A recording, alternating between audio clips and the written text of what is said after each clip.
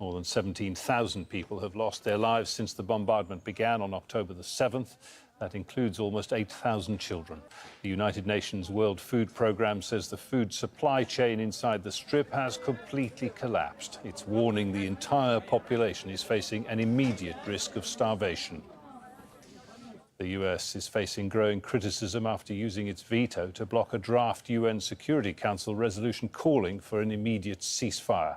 It came after Secretary General Antonio Guterres invoked a rarely used article of the UN Charter directing the Security Council to discuss what he called a humanitarian disaster, posing a threat to world peace and security. Kristen Salumi reports from New York. The Secretary General made his case for an immediate humanitarian ceasefire in Gaza, noting it's not just bombs threatening civilians, but also a lack of food, water, and medicine. The risk of collapse of the humanitarian system is fundamentally linked with the complete lack of safety and security for our staff in Gaza, and with the nature and intensity of military operations, which are severely limiting access to people in desperate need. The United Arab Emirates put forward a draft resolution co-sponsored by 100 countries. It is brief, it is simple, it is crucial. In addition to calling for the ceasefire, it demanded the release of all hostages. 13 out of 15 council members voted in favor, but the United States vetoed it. As long as Hamas clings to its ideology of destruction, any ceasefire is at best temporary and is certainly not peace. And any ceasefire that leaves Hamas in control of Gaza would deny Palestinian civilians the chance to build something better for themselves. The United Kingdom abstained, citing similar concerns. Russia and China blasted the United States.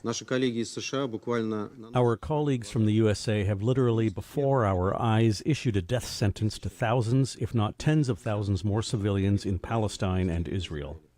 While others, including U.S. allies, lamented the implications for international law as well as civilians. Unfortunately, once again, this council has failed with a lack of unity. And by refusing to commit to negotiations, the crisis in Gaza is getting worse, and the council is not completing its mandate under the Charter. The Palestinian ambassador said the future of the Palestinian people is at stake. If you are against the destruction and displacement of the Palestinian people, you must stand against this war. And if you support it, then you are enabling this destruction and displacement, regardless of your intentions. The Palestinian ambassador vowed to take the issue to the General Assembly, while the United States and other players in the region said they would continue to use quiet diplomacy to get more aid into Gaza. Kristen Salumi, Al Jazeera, the United Nations. The first US veto on Palestine at the UN Security Council in support of Israel was in 1972. It's blocked UN resolutions on the issue 35 times in more than 50 years. Well, 2 of those vetoes have been during Israel's ongoing war on Gaza, including the vote on Friday. The US has vetoed resolutions on Israel 47 times in all, including over Israel's invasion of southern Lebanon, as well as its occupation of Syria's Golan Heights. Foreign ministers from several Arab nations and Turkey have been holding talks with US Secretary of State Antony Blinken in Washington. They're calling for an immediate ceasefire. Patty Culhane has more from the US Capitol. No public statements and very few smiles as the U.S. Secretary of State sits down to meet with the foreign ministers of Turkey, Palestine, Qatar, Saudi Arabia, Jordan, and Egypt. The resolution's authors. This meeting happening just moments after the U.S. vetoed a ceasefire resolution at the United Nations. Against. A ceasefire that is their main demand. We believe there is a moral obligation toward the international community to stop the killing of the Palestinian civilians. And it's the first time, at least in my lifetime, that I have seen that calling for a ceasefire became a controversial issue. Theirs was a unified message to the press and policy experts, warning that what they see as a double standard and refusal to call for a ceasefire is costing the United States credibility worldwide. I'm not sure how deep is the understanding here of what's happening on the ground in Gaza. I mean, this war has broken every record. Largest number of journalists killed, largest number of hospitals destroyed, largest number of medics killed, largest number of UN employees killed. They argued the Biden administration is not using its influence with Israel enough. Our message has been very clear. There needs to be an immediate ceasefire, there needs to be a cessation of hostilities, and we need to have immediate access for humanitarian aid. It is not acceptable. We did hear them say that there will be a need to hold the international community to account without detailing exactly what that might look like, but they did warn that the hatred in the region is growing by the day. And the long-term impact, they are afraid this has wiped out 30 years of work and that an entire generation now will no longer be able to even imagine the possibility of peace. Patty Culhane, Al Jazeera at the State Department. Well, for some analysis on all of this, I'm joined in the studio by Yossi Meckelberg. He's a professor of international relations and an associate fellow at Chatham House. Many thanks to you for joining us. You raised an interesting view earlier when we were speaking about the US use of this veto at the Security Council, that it does so in order to preserve the sort of scope of its ability to be able to rein in Israel and bring about a ceasefire on its own when the time is right. But with more and more people talking about the United States being essentially complicit in war crimes, it's too late to rehabilitate its reputation in the region by doing so, isn't it? Well, I think there are three tests right now for the United States. One, when it supports a ceasefire. The second point is how it's going to be involved in re-establishing some governance and reconstruction of Gaza. And the third one, is it ready to become an honest broker in a peace between Israel and Palestinians that will put to rest this conflict once and for all in a way that it's fair and just for everyone. Right now, this is not the situation, and they allow Israel to get on with what Israel said its military objective, which is unclear to most of us. And by that, not only it compromises the United States' reputation internationally, it's also created domestic backlash, especially in an election year. Right. Well, that's all the pressure that is on the Biden administration in terms of step one there, when and how to bring about a ceasefire. Yeah. Step two and step three are kind of almost academic at this point. And in terms of step one, when to bring about a ceasefire, when to apply that pressure on Israel, there are so many uncertainties, so many inconsistencies in all of this. How much time is left till the end of the year, till the end of January? What are the goals? What defines and delineates victory? And then what happens? You know, no Hamas in Gaza, according to Netanyahu, but equally no Palestinian Authority. It's all very vague. And it would be very interesting to be privy to the discussion on diplomatic level, military level between Israel and the United States. What they are told, why Israel military needs more time, time to do what? Is it about capturing the leadership and then declare victory? Is it to encircle, for instance, Han Yunis and to see thousands of militants lay arms and then they can declare victory? At the end of the day, Israel is looking a photo of a victory, considering the horrible thing that happened in 7 October, also for domestic reasons, but also for military reasons. Well, but then the question, when is the time to do that? Yes. And what price the international community, and first and foremost the United States, is willing ready to see paid towards by Gazan people. Let me ask you about Israeli opinion, domestic opinion in Israel, because inconsistency and uncertainty to a degree there as well. There's a deeply unpopular prime minister waging a popular war. It's almost fair that they tell Netanyahu, your history, you will go after this war, but at least give us victory. So why do they trust someone that failed so miserably? It's a huge enigma, but it's sometimes the paradoxes that wars bring with them. There is a war cabinet now, which you know, not only the very far right, but also some more centrist government, a centrist party are part of it. So they want, before he goes, a victory in Gaza, but can someone that's failed also not only what he did domestically in Israel, but his perception about how to deal with danger in Gaza can lead to something like this, and was what happens beyond. Because as you said, Netanyahu doesn't have a clear vision what happens in Gaza the day after. Indeed, nor does anybody else. Yossi Meckelberg, Associate Fellow at Chatham House, thanks for speaking to us. Israel's relentless bombing of civilian infrastructure continues across Gaza. The ongoing assault has prompted urgent calls from Gaza's government media office for international intervention and more aid. And images showing extensive damage to the medieval Omari Mosque have caused more anger among Palestinians, as Willem Marks reports. In Rafah, the aid trucks pass through, but do not often pause. The UN is here, but cannot always help. And so, with her daughter lying sick, Manal Khada feels stuck. My husband is missing. I don't know anything about him in Gaza, where the communications are down. We don't have money to spend or to eat, and nobody is helping us. The situation is dangerous. Where should we go? Smiles here are still possible. But with his 6 young children now sitting in a single tent, Sanad al-Sakani wants the world to intervene. We don't want war. We're tired. We want a decent life. Enough. How many family and friends have we lost? Leaving the chaos of a Khan Yunis hospital, a tiny baby and a bandaged child, face engulfed with dust and despair. Meanwhile, Gaza's largest, most historic mosque, rendered into rubble by the bombing.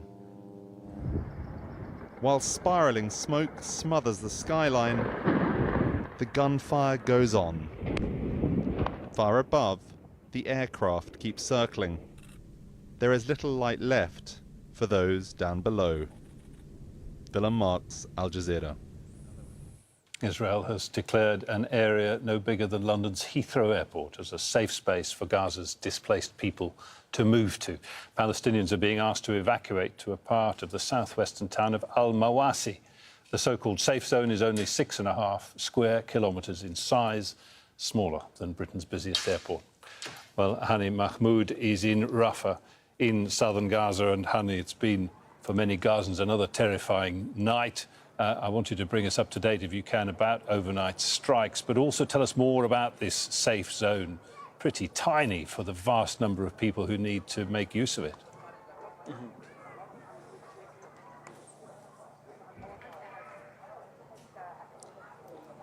Yes, well, more death and destructions overnight and early hours of this morning. I'll start here in Rafah, an area, a city that is supposed to be safe as designated by the Israeli military when people were told to move from the central part of the Gaza Strip and the city of Khan Yunis further south to Rafah as a safe area for them to avoid getting bombed. But as of late hours of last night and early hours of this morning, two residential homes were targeted.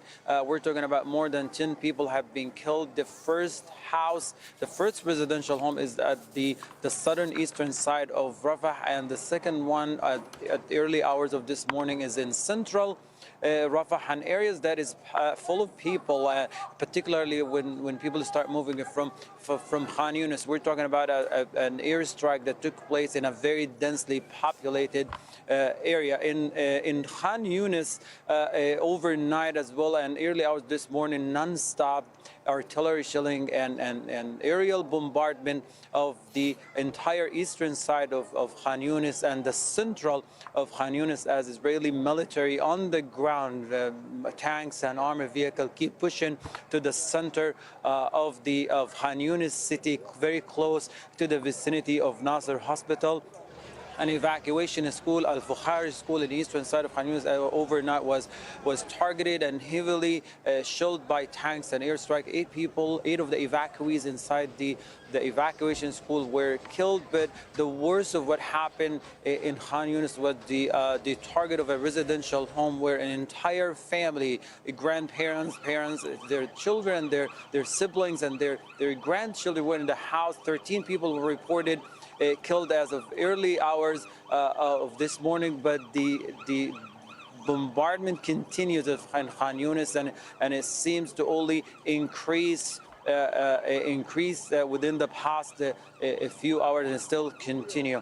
In the northern part, the Israeli airstrikes killed a well-known business owner who built a very thriving business and put many Gazans out of employment and provided them with jobs. He was killed along with his entire family and grandchildren. All of this happened within those 12 hours and early hours of this morning. More residential homes, more people are becoming displaced, and the fact of the matter of safe areas that are designated by the Israeli military. Let's take Rafah as an example, a city that many people from the central part and the southern part of the city of Khan Yunis were told to come here to avoid getting bombed, but found themselves under heavy bombardment, unpredictable bombs falling on their heads and destroying their homes. Even people who are in the streets taking shelters are not safe. Those in tents are not safe.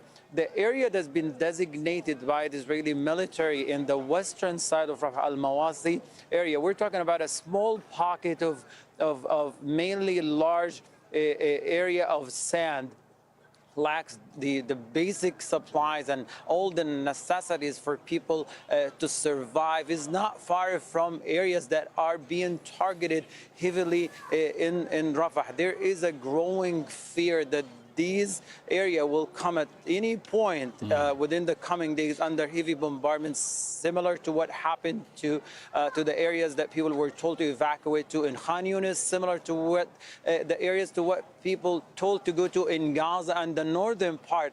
The thing is, there is a growing resentment of Israeli narratives, as it has been proven false and so far very confusing, contradictory, and very vague. People are told to move to areas, but then they are getting bombed into those areas. What confirm what many people believe, that there is literally no safe area in Gaza. Every part has been equally bombed and destroyed. Hani Mahmoud with the latest there from inside Gaza. Thanks, Hani. Israeli forces have been carrying out raids in the occupied West Bank. In the latest operation, 2 people were arrested in Ramallah. Kalkilia and the city of Hebron were also targeted. The territory has seen increasingly violent daily raids since Israel began its war on Gaza. More than 270 Palestinians have been killed in operations since October the 7th. And there were also raids in Nablus early on Saturday. Several Israeli armoured vehicles drove through the city. There have been no reports of arrests. Still ahead on Al Jazeera. Here go 3 other times that Joe Biden has lied since last week concerning the Israeli occupation of Gaza. We meet the social media influencers who once supported US President Joe Biden but have now become his loudest critics.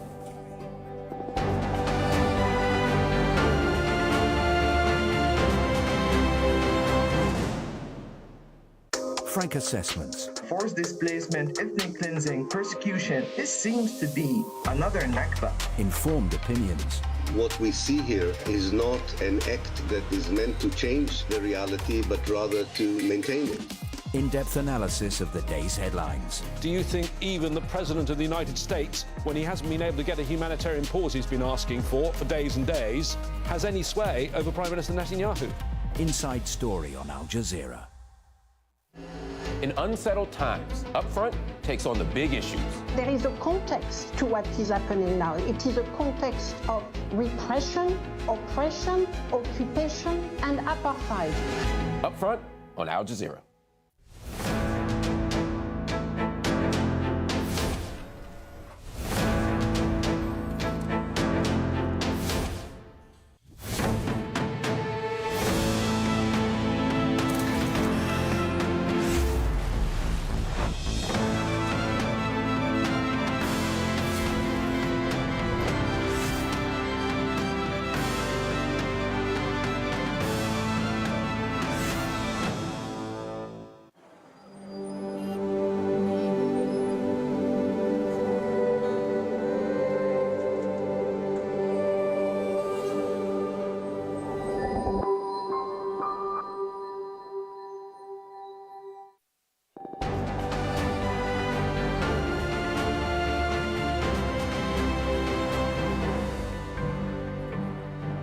You're watching Al Jazeera. Here's a reminder of our top stories.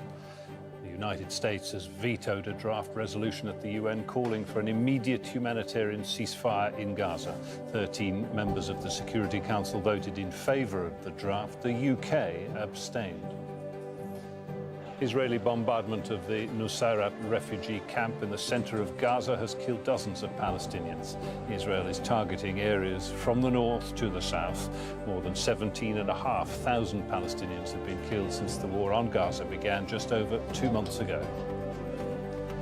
Israeli forces have carried out raids in the occupied West Bank. Several locations have been targeted, including the city of Nablus. Palestinians across the territory have faced a surge in raids since the war in Gaza began.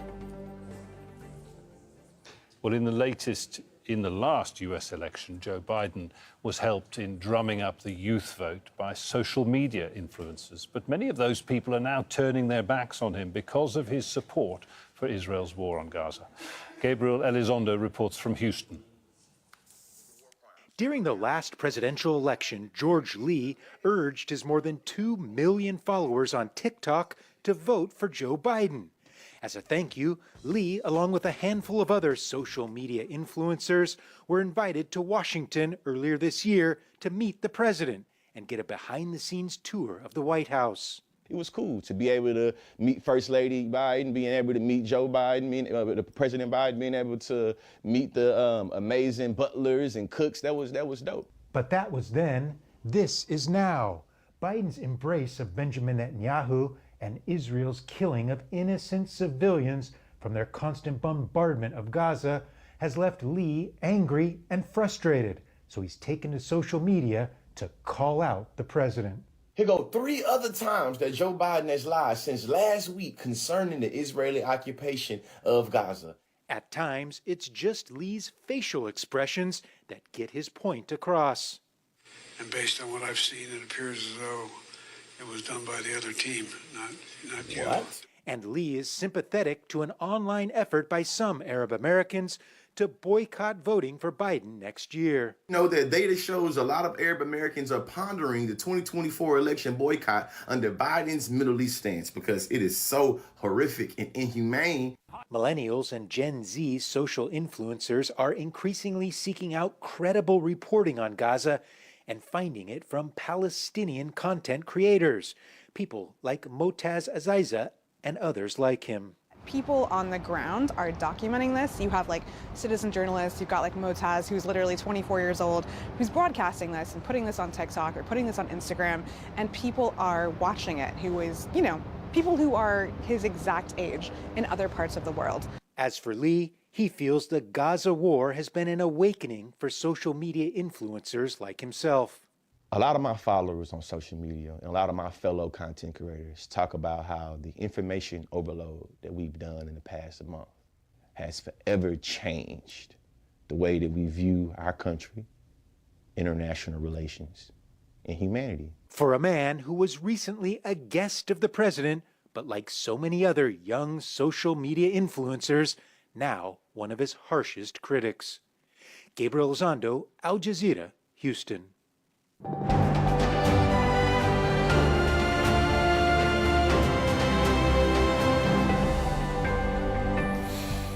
Time now for a quick look at some other world news. More soldiers from an East African regional force have pulled out from the Democratic Republic of Congo after the government refused to renew its mandate. 250 South Sudanese soldiers left on Friday. More are expected to leave in the coming weeks.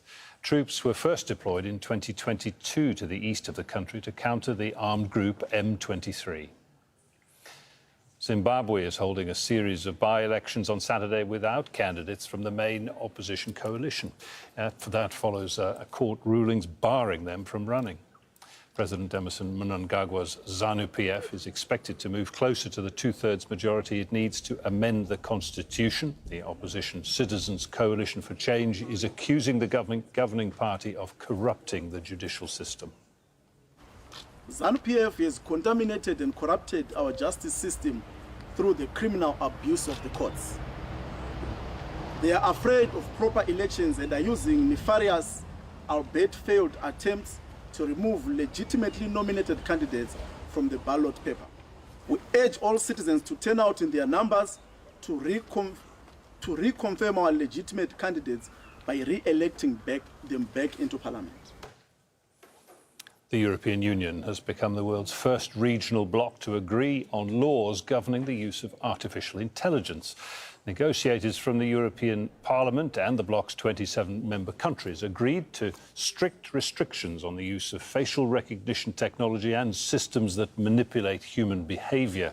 Companies that fail to comply with the rules will face hefty fines. The legislation is expected to be ratified early next year. We had one objective: to deliver a legislation that would ensure that the ecosystem of AI in Europe would develop with a human-centric approach, respecting fundamental rights and the European values, building trust, building consciousness of how we can get the best out of this AI revolution that is happening before our eyes. Well, that is it from me, Jonah Hull. You can find more information on our website, as ever, aljazeera.com. Next, it's Inside Story, and we'll discuss whether the UN Security Council is still fit for purpose when it comes to tackling major international crises. Stay with us.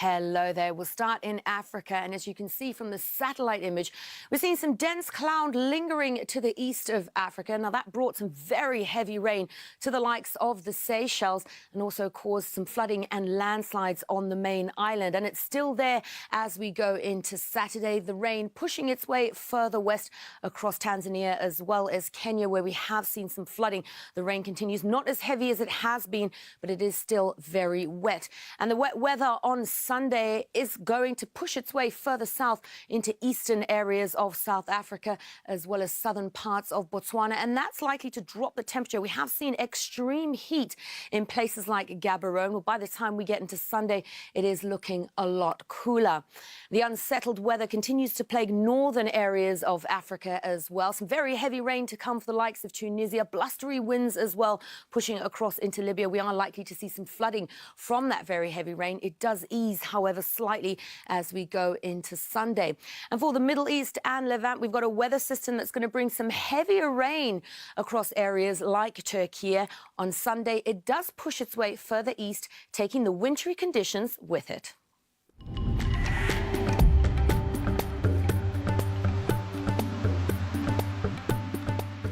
Examining the impact of today's headlines. The fear of not only your own life, but the destruction of your everything. International filmmakers and world-class journalists. You're saying that these laws actually encourage more violence? 100%. Sharing personal stories for a global audience. This is my house. This is where I was educated to. It totally deprived us from our culture. Open your eyes to an alternative view of the world today on Al Jazeera. An impending humanitarian catastrophe for Palestinians in Gaza. The words of UN Secretary-General Antonio Guterres. He's invoked really used powers to direct the Security Council to take action. But will the move have any impact on Israel, the US, or its other Western allies? This is Inside Story.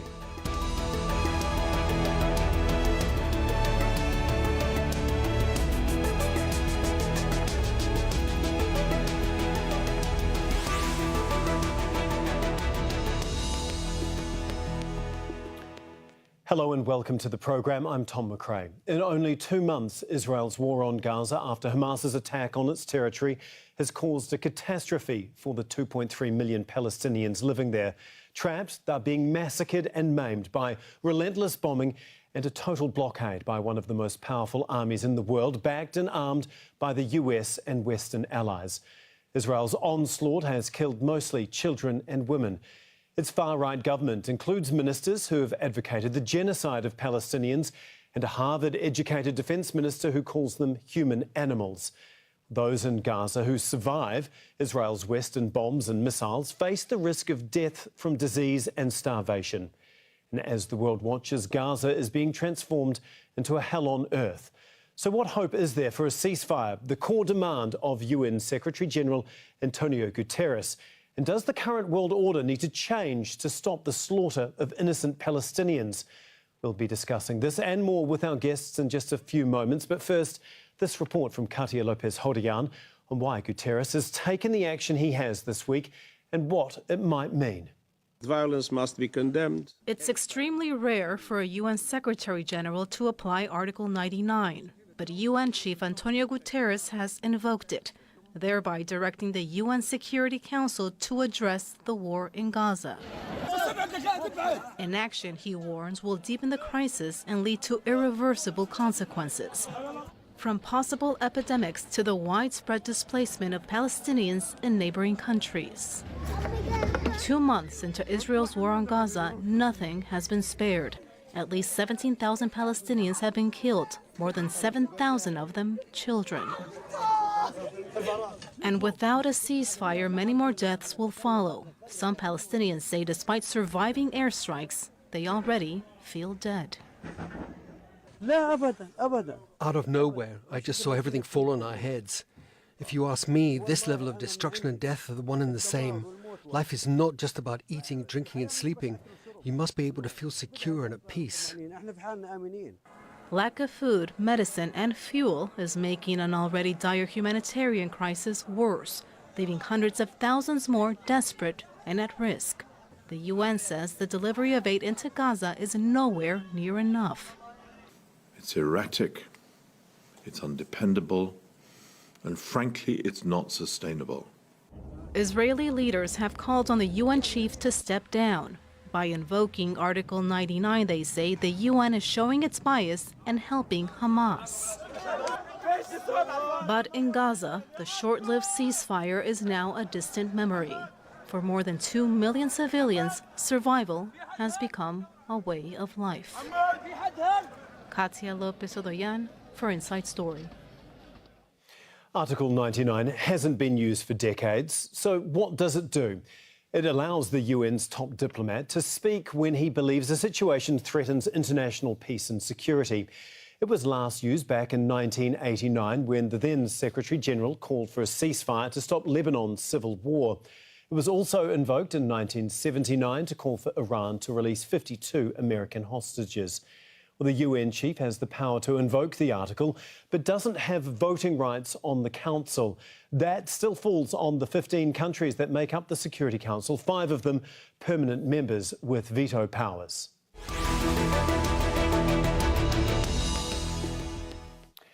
Well, let's bring in our guest now. In Denver, Colorado, is Mark Leon Goldberg, who is the editor-in-chief of UN Dispatch, a platform which provides coverage on UN-related issues. In Dublin is Jennifer Cassidy, a lecturer in diplomacy and international law at the University of Oxford, as well as a former diplomat attaché to Ireland's permanent mission to the United Nations. And in London is Chris Gunness, a former spokesman for UNRWA, the UN's relief agency for Palestinian refugees. He's also founder of the Myanmar Accountability Project, which is a humanitarian organisation. A warm welcome to all 3 of you. Thank you very much for joining us on Inside Story.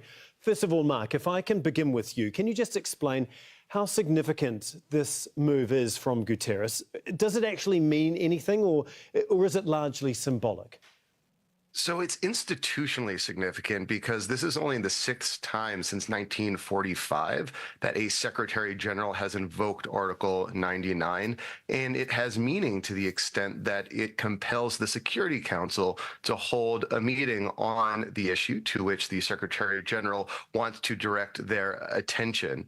But beyond that, it's hard to measure the impact of this specific meeting because the kind of broader geopolitical dynamics that we're seeing at the Security Council towards the Israel and Palestine crisis really haven't moved all that much since the last time the Security Council met on this issue, which was November 15th. Jennifer, first of all, just how powerful is this move from Guterres, and are there any potential risks in doing this to him? Could it potentially backfire, do you think?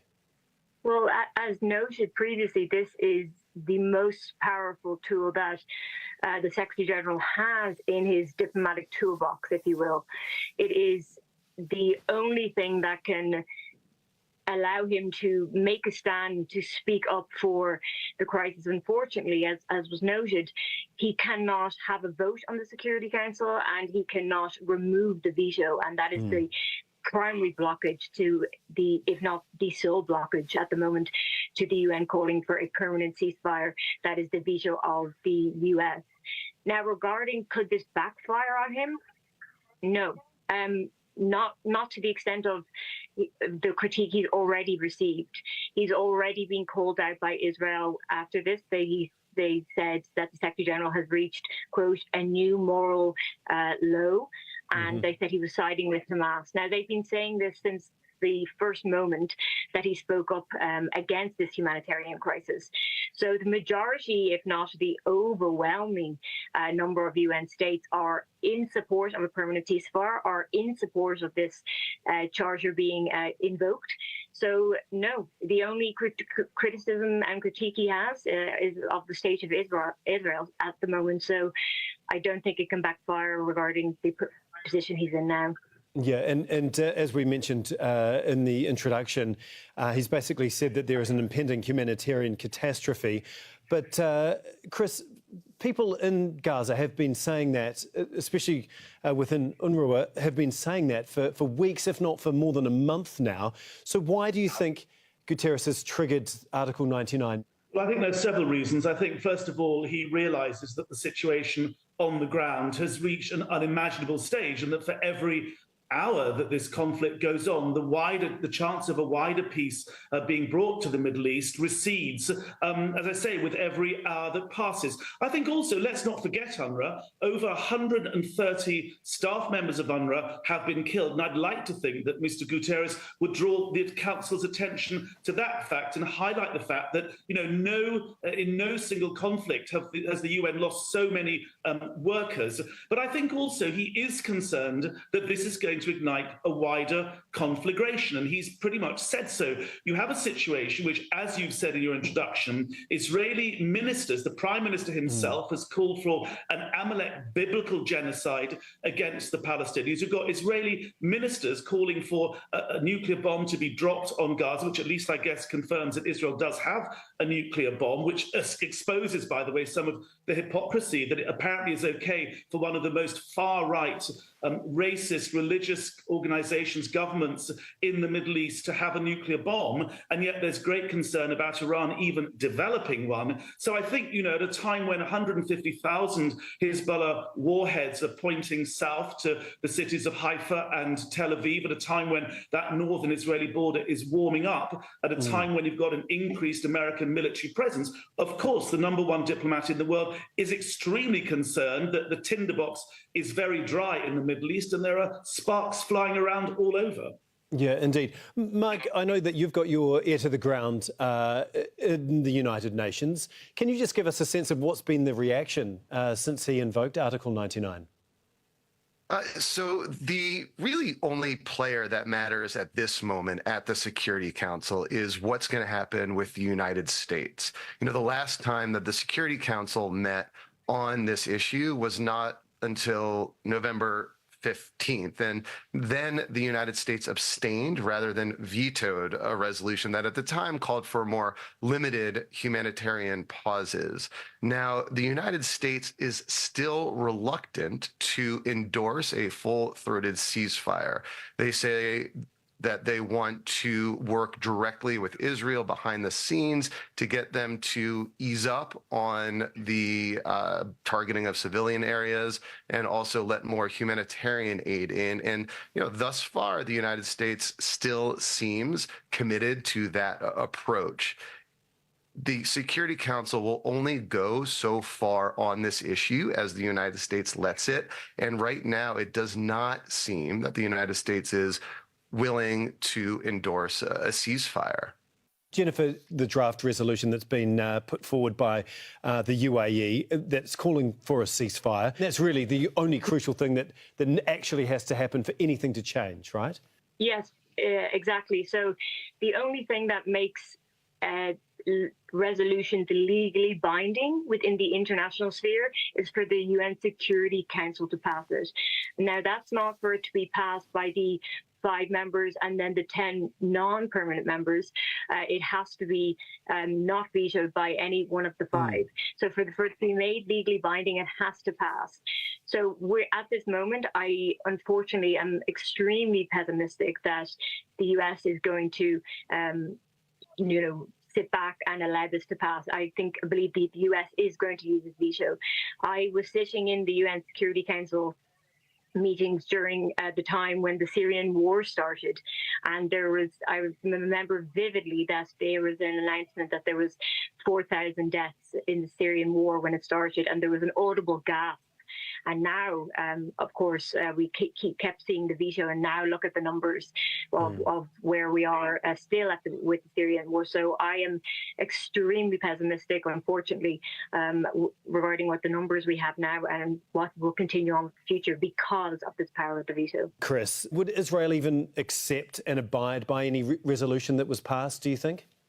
Well, as Mark, I think, quite rightly said, the key reaction has to come from the US, because that is the government which is bankrolling Israel's war effort, frankly. And unless the Americans are to start talking meaningfully about calling Israel to account, literally to account, I think that Israel will carry on. We saw and we've seen people like Biden, Blinken, and other important UN diplomats talking about the importance of Israel abiding by its commitments to international law, obligations under international law. None of that has worked out on the ground. If anything, we've seen an increase. We saw the attack on the south, where Israel told civilians it could go to. So, I fear that this is not going to make any difference. And I mean, it's going to make a bad difference, I should say. I think that the Council will find itself increasingly irrelevant, as it has done in previous conflicts. I mean, although, as Mark says, the important reaction is the Americans, what about the reaction of the billions of people in the global south,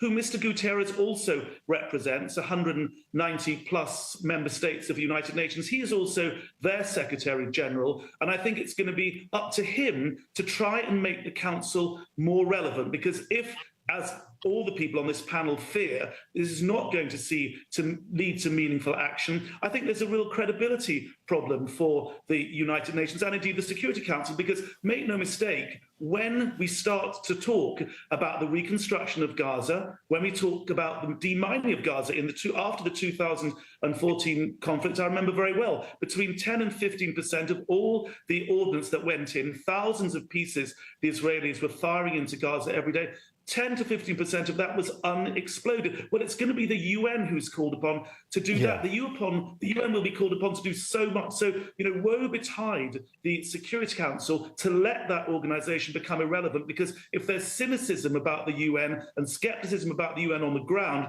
that task of reconstruction and redevelopment after all of this is going to be all the harder to implement. Yeah, just picking up on one point that Chris was saying there. Mark, as we mentioned earlier, Guterres has the right to speak at the Security Council without having to be invited by a member state, which is normally the case. It doesn't have the right to vote, obviously. But how important is it that his voice is actually heard? He has been just very, very consistent on this issue. He said 3 things. He's condemned the Hamas terrorist attacks. He's called for the release of hostages, and he's called for an immediate and enduring ceasefire. And he's joined in those calls by the vast majority of the United Nations member states. His message will be directed mostly at the United States, which is the key holdout around the idea that we need an immediate ceasefire in Israel and Gaza. And, the chances of him persuading the Americans on this issue are slight, but it is, I think, nonetheless important institutionally. As Chris noted, he is the Secretary General of the entire UN membership, and he is seeking to represent global interests here. And the chance of this conflict spreading regionally is high. We're one miscalculation away from this spreading to Israel's northern front, We're already seeing regular volleys of attacks between Iranian proxies and the United States in Syria and Iraq. And, Guterres has this global view, and my sense is that he'll bring that global view to the Security Council and urge in the strongest terms that he possibly can for an immediate ceasefire, if nothing else, to lower the temperature in the region and to save lives on the ground immediately. And obviously there's the reputation of the United Nations to consider as well. I mean, just in the last year, 2 years or so, there have been many conflicts, notably the war in Ukraine with Russia, the conflict in Sudan, Nagorno-Karabakh. Jennifer, do you think that people are starting to lose faith in the UN's ability to actually deal with these major conflicts? Yes, and it pains me as a diplomatic scholar and a former diplomat to say that. But regarding the major institutional body, the UN General Assembly, I'm more speaking of the loss of credibility there, and less so the out branches like UNRWA or UNICEF. I do think around the world, citizens, academics, lawmakers are looking at the UN and looking at, well, what can it actually do? But I think once we're swinging back around again to the issue of the Security Council. Once you begin unpeeling why it actually is so stuck and why it can't move at a much faster pace than we've seen in other regional blocs and other multilateral institutions, we find once again we're back to the Security Council and we're back to the issue of the veto. Now, having sat in the hall, and actually Ireland sits directly beside Israel, so I sat beside them for years.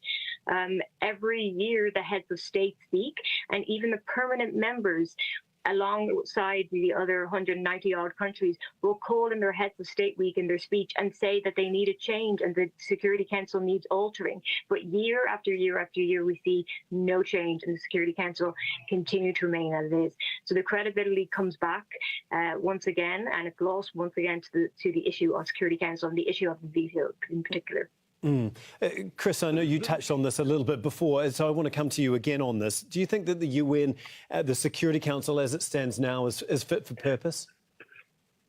Well, no, I obviously don't. I mean, the Security Council, as Jennifer will tell you as a scholar, reflects the state of the world in 1945, except, of course, China is now a permanent member, became a permanent member in 1971. But the fact is that the Secretary-General is, going to be speaking at a body which doesn't reflect the state of the world, which gives powers like the UK, which is blindly supporting the US, an inordinately powerful role. But I would like to say that I think that the Secretary-General has an opportunity, and he has an opportunity to speak the truth. And it's a truth which the world knows. So it's not that hard to say. First of all, we all know that it is a lie that Hamas can be defeated and therefore Israel needs more time. There mustn't be a ceasefire. As my friends in Gaza tell me all the time, for every single Hamas fighter that's killed, and indeed for all those civilians that are killed, 10, 20, 30 new radicalized and brutalized members of the younger generation in Gaza are there. It's like, after the IRA, you got the real IRA. And my concern is you're going to get the real Hamas after this. So that's one lie that needs to be, dispensed with. And I think some of the hypocrisy in the council, a light needs to be shone into that. Here you have governments like the UK and the US talking about humanitarian concern. Well, the UK's contributions to UNRWA in 2021 halved. There they are talking about support for the humanitarian cause, concern for Palestinians. UK support for the core budget of UNRWA is going down. So what we need to see is some truth-telling, and those are just some very small examples of what my moral philosophy tutor at university used to call a measurable hypocrisy. And what we need to see is some of these measurable hypocrisies being exposed. And the Secretary-General, if he speaks the truth, if he has the moral courage to do that, I think he can begin to redress this whole question of shoring up the credibility of the Security Council moving forward. Mark, some pretty unvarnished criticism of the UN and how it's been operating recently. Is that message actually being heard within the walls of the United Nations? So I think the world sees the Security Council's failure to act in Israel and Gaza, just as they saw the Security Council's failure to act in Ukraine. And they assume that this is the totality of what the Security Council does, that it is paralyzed when a conflict directly involves a veto-wielding member. And that's true. But it's also worth keeping in mind that there's a lot more that the Security Council does. And there are a number of issues on which there is indeed consensus at the Security Council. There are something like a dozen UN peacekeeping missions around the world that require annual renewal. And the Security Council inevitably comes together to renew those peacekeeping missions, just like the one that is helping to keep the lid on conflict in southern Lebanon and northern Israel, the UNIFIL peacekeeping mission. Similarly, just before the October 7th attacks, the Security Council got together in a resolution to support a Kenyan-led peacekeeping mission in Haiti. And there are these kind of routine actions, routine work of the Security Council that really does contribute to peace and security that I think often overlooked in conversations about crises in which a veto-wielding member of the Security Council has a direct stake. And when it comes to that, the Security Council is indeed paralyzed, and we're seeing, unfortunately, the consequences of that paralysis right now in Palestine and also in Ukraine, and for many years in Syria as well. Jennifer, what is actually going to put the brakes on Israel? And is it really up to the US, which we haven't seen, actually put, enough pressure on Israel to stop killing civilians? What will it take, do you think? Well, looking outside the UN, which I fear we're going to have to do in order to not get a ceasefire, but to use your own correct words, put the brakes on Israel. Practically, to get the brakes on, we're going to have to stop the U.S. Sending armory, sending arms, and sending funds, and keeping that. But the other, in a more diplomatic solution, I think we need to look at this from regional blocs, other multilateral institutions. So the EU need to speak up the way they did with the invasion of Ukraine. They need to start putting sanctions on Israel, start putting sanctions on the US. I know we are in a cost of living crisis, all mostly caused by the politics of geography and oil and wheat within the European continent. However, what we are witnessing and what we are seeing on our screens, it cannot continue. So the BRICS regional blocs, the EAS, the ASEAN, we need to perhaps work in more diplomatic regional blocs and start putting sanctions and then using their own diplomatic voice. Chris, we heard Guterres say that there's an impending humanitarian catastrophe, as he's described it. I mean, if this bombing campaign, if this war by Israel on the people of Gaza, if it doesn't stop, what is going to happen? Well, that's a very good question. I mean, you've already got a situation where 85% of the Gaza Strip has been displaced at least once, if not multiple times. You've got about 50%, if not more, we simply don't know because we don't have access to the north, of the housing stock in Gaza completely flattened as the winter approaches. I mean, if anyone's been to Gaza, they will tell you it's getting pretty cold and there's constant rain. I remember writing a story when I was young, a spokesman, about a child that literally froze to death, died of hypothermia. You've got the outbreak of communicable diseases, watery diarrhea, which is a mass killer if left unchecked. So first of all, we're already in, I don't see this as a pending humanitarian catastrophe. This is a humanitarian catastrophe. But I suppose what I would say in the bigger picture is all of the above that Jennifer said. I fully endorse everything she said. But I think big picture, there has to be a realization within Israel itself. And let's be clear, the change will also and predominantly have to come within Israel itself. Now, when you've got far-right politicians talking about dropping nuclear bombs and endorsing biblical genocides, well, clearly we're a long way away from that change coming within Israel.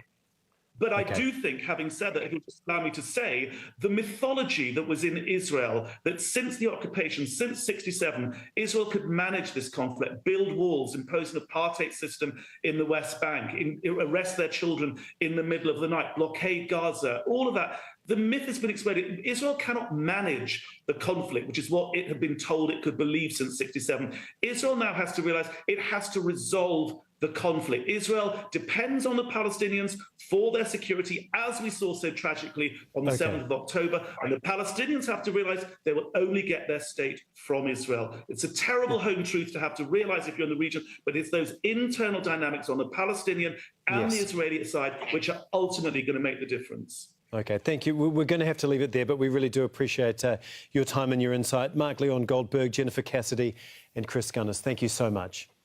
And thank you too for watching. You can see the program again anytime by visiting our website, aljazeera.com. And for further discussion, go to our Facebook page. That's facebook.com/AJ Inside Story. You can also join the conversation on X. Our handle is @AJ Inside Story. From me, Tom McRae, and the whole team here, bye for now.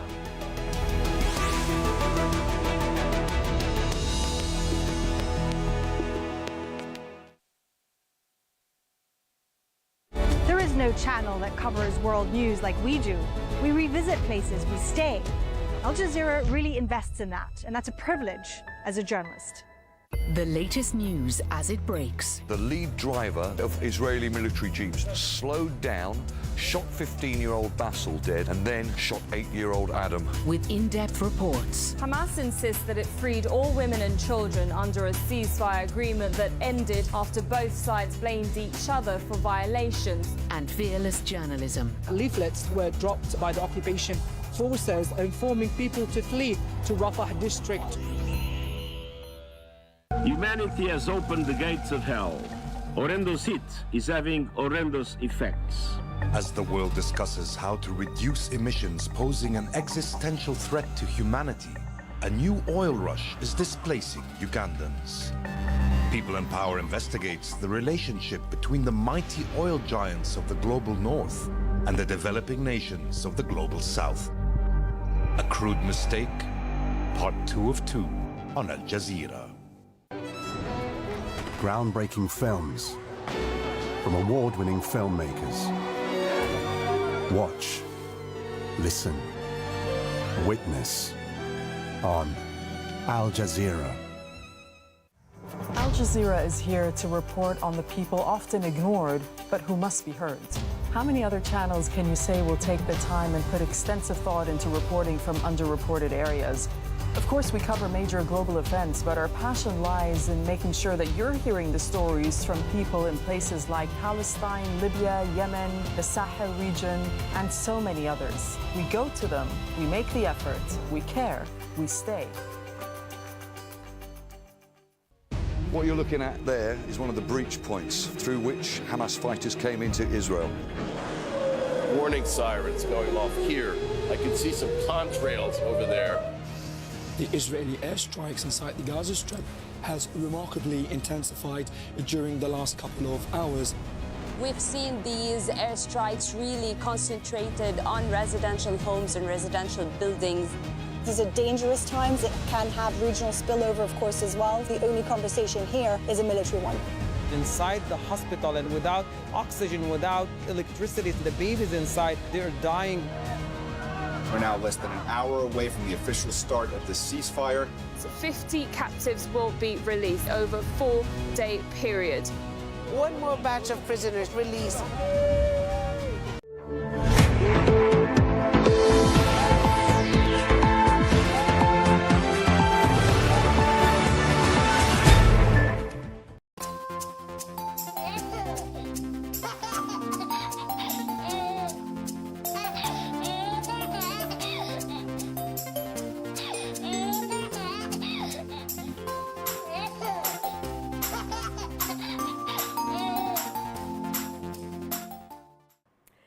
The day we've all been waiting for is here. Mom may be feeling excited, anxious, hopeful, all at the same time. It's a rush of emotions for her. Or it may be an emergency. Baby is coming too early than expected. So many things happen in the few hours, minutes, days when baby signals its readiness to come to the world. It's different experiences for different women. Today, we are talking about delivery here on The Baby Doctor with me, Bernice Abubedulansa. You don't want to miss any part of today's show. I'll be back to introduce you to my guest and we delve into the conversation. Do stay.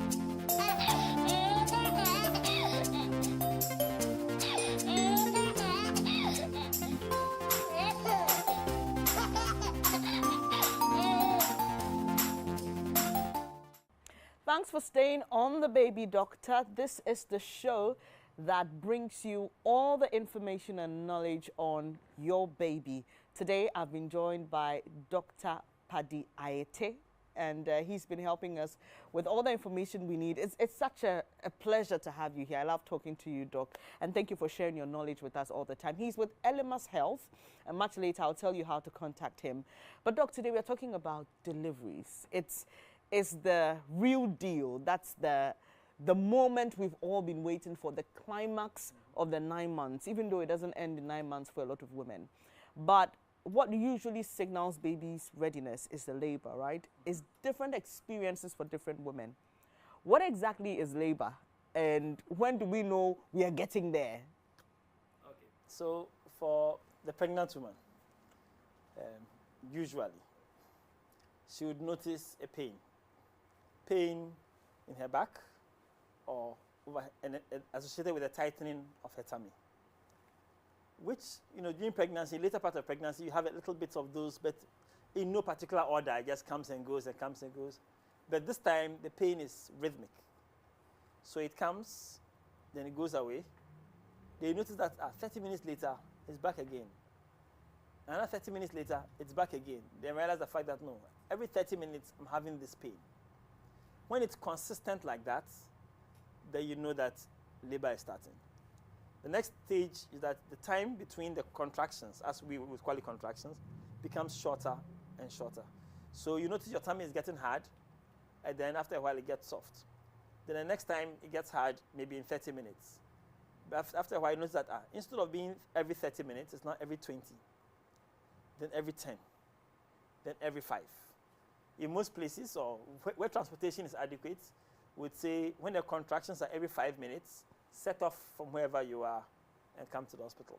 We say that in the confidence of the fact that labor takes maybe about 10 hours from the first pain till when you deliver. And we say 10 hours because the cervix dilates from 0 dilation all the way to 10 centimeters. It's approximately 1 centimeter per hour. So that is for the typical person. Pain in the back, pain over your tummy or in the lower tummy, and the pain is rhythmic, episodic, and then after a while, it becomes serious business, and then you come to hospital. For some other people, however, they don't have that pain to start with. All they notice is the baby has okay. A gush of water. Right. And so they are the ones who will first notice my waters have broken and there's no pain. Or as somebody told me on Sunday, I'm urinating, but it's not stopping. Oh, okay, right. Because that's how she felt when she saw the toilet to pee, and all she knew was that the urine is not stopping; it just continuing. Yeah. So that actually meant she had ruptured membranes. So in that case too, we say come to hospital, and our concern is that there's a risk of infection, and we don't want to put anything inside there until we're actually trying to deliver you. For most of those people, once they rupture membranes, give them a couple, after 12 hours or so, within 12 hours, they will start contracting and then they'll go into labor. But because of the risk of infection, we like them to come into hospital earlier so that we can control the circumstances around. So generally, that is labor. There's something that we call show. And show is the release of the mucus plug. The mucus plug is what keeps the cervix blocked so that external organisms cannot continue to enter to affect the baby. When the cervix dilates, the mucus plug becomes loose and it comes out. And it's bloody, it's blood stained, and it's like a piece of like mucus, and that comes out. That usually precedes the labor. So most women would see that first before later on they start having the pains, before the pains get intense, and before then they have their baby. Is there an estimated time between when you see the mucus or the show and when you start going into labor? Not necessarily. Some people's own last days, some people own last only a few hours. So everybody and their... It appears for women and labor, everyone's story is different. What's accounting for that? Well, we are all supposed, we know that you have contractions. We know those contractions are painful. But people differ. One, in their perception of pain. So somebody may have a small amount of pain and they are shouting. I used to have a patient who would be doing, aje, aje, aje, aje. Then one time, hand was on her tummy. She started contracting, but she didn't say aje. Then we realized the fact that, not all the AJs were proper AJ. Some of them were fake. Attention-seeking AJs. Later on, she said, oh no, this is a real one, this is a real one. We had a good laugh about that one. Yeah. But so some people have a lower pain tolerance. And so the small amount of pain they have, they make quite a fuss about it. Some people have a higher pain tolerance, and therefore they can withstand a lot of pain and bear themselves in a very ladylike manner. One of my friend's wives, she's a very big woman, came in labor and was lying there in the hospital bed in her jeans in Kolebu. The midwife came and looked at her and said, it hasn't started yet. When it starts, you throw that jeans away. And she truly told me that when the pain started, she didn't give a care. She didn't care about anything. All she wanted to do was to be free. So she indeed threw the jeans away. So then there are those rare people who don't feel pain at all. They don't feel any pain. There's one woman whose first pain was when the baby is about to come out. So if she's in labor on your ward and you don't monitor her, the baby will come out onto the floor. Because the first time she feels pain, it's baby's coming. Right. Could this be... And then there's another one I met who has no pain at all. Beginning to end. Even when the baby comes out? Nothing. Wow. All she tells you is that, I think it is coming. Then you deliver the baby and she gets up and she's done. Wow. Interesting, isn't it?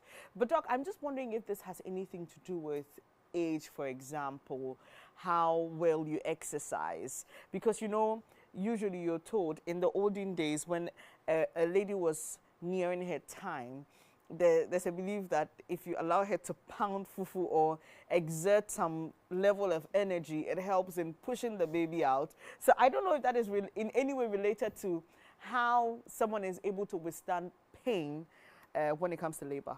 Maybe not pain-based per se, but the ability to cope. Because the fitter you are, the more resilience you have, the more you are able to withstand the circumstances under which you are in. So a woman who exercises, has got good muscle tone and things of that sort, is more likely to withstand the stresses of that occurrence than the woman who has very little exercise at all. There are things that actually do work, especially for those who want to have their baby to come a little bit quicker. When you're trying to induce labor, you put some medicine over there, and the medicine's job is to soften the cervix and maybe even start contractions. That medicine is called prostaglandin. That same prostaglandin is in sperm. Okay. So when the old ladies say, if you want the baby to come quickly, around that time, start having sex, they were not so wrong. that's not a myth? Oh, no, it's true.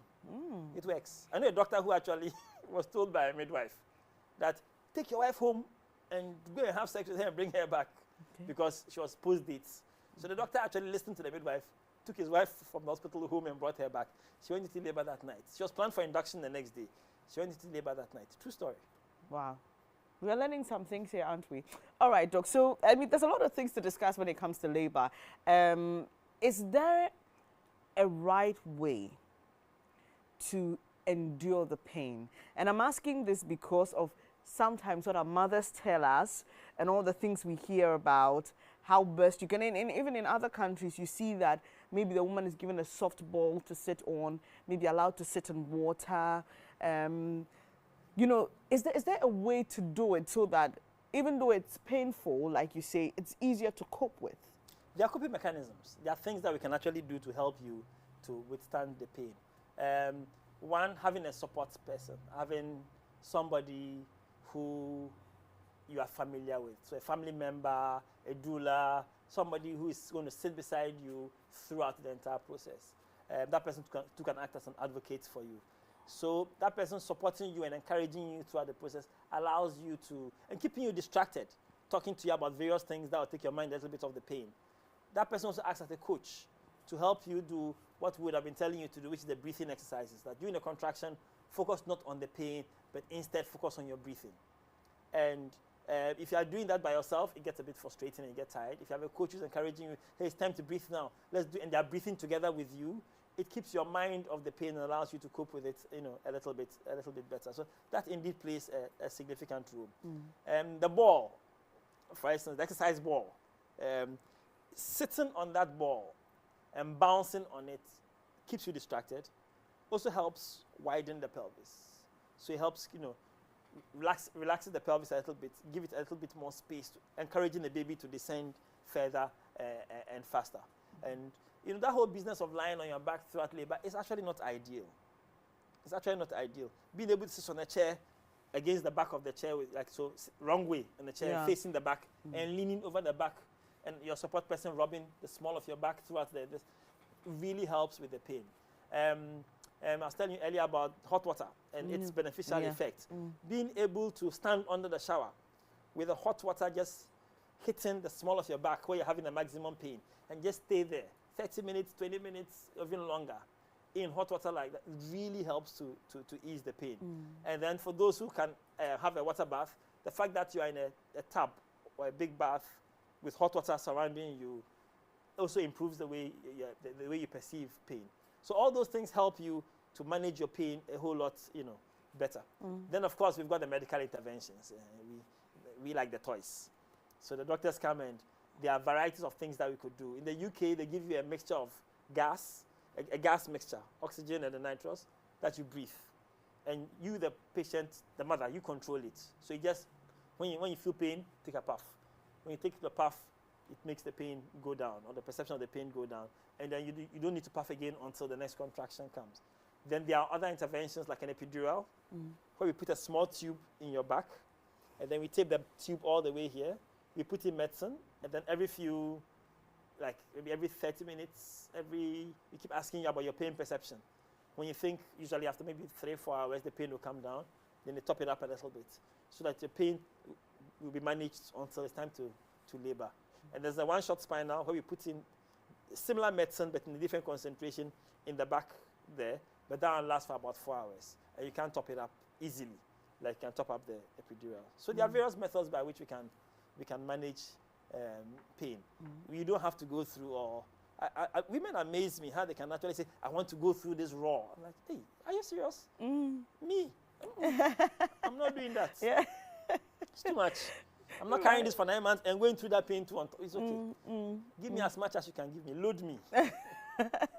With interventions to reduce the pain. I think when it comes to the medical interventions, we are getting there. But the other ones you mentioned is where I think generally we are lacking in terms of allowing a support person to be there.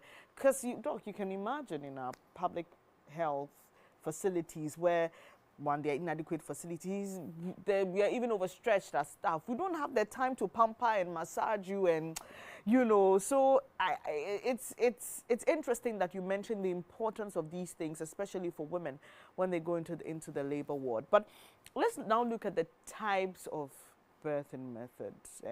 I remember chancing on a story about the squatting method. In other parts, I'm told in Israel, for example, it's very used where women don't lay on their backs. Usually they're allowed to use, is there a chair or something of the sort that allows you to sit in and push? Just run us through the birthing methods. And well, what we have here, or it's most common here, is to lie on your back. If you're not lucky, the bed is flat. And so technically, it's actually against gravity. We are trying to drop something down and we put you on a flat surface. So we have eliminated the advantage of gravity in that process, which is not the way we should do things. But that is what unfortunately exists in quite a number of places. Then we have the inclined, where if you're lucky enough or fortunate enough, the delivery bed allows you to incline, where you are almost in a squatting position, but you're not really squatting and leaning forward. You are still leaning back, but you are up. Your head is up, your chest, your torso is up, and then your bottom is down. And then you allow you to push, and your legs are on stirrups, allow you to push and to deliver. Then there's a squatting method. The challenge with the squatting method is that you need the patient to be high up for the clinician, to be able to go beneath and assist in the delivery of the baby.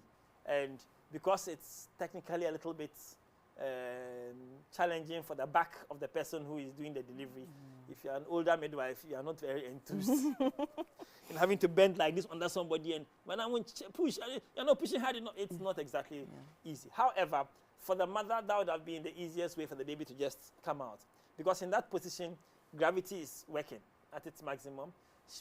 Most of the squatting position, her legs are wide apart, her pelvis is tilted at an angle that will allow the baby to come out. It's actually physiologically the best method to the same thing, like they tell us that when you are using the toilet, your legs should be flexed up, because you actually, it's a more physiological position.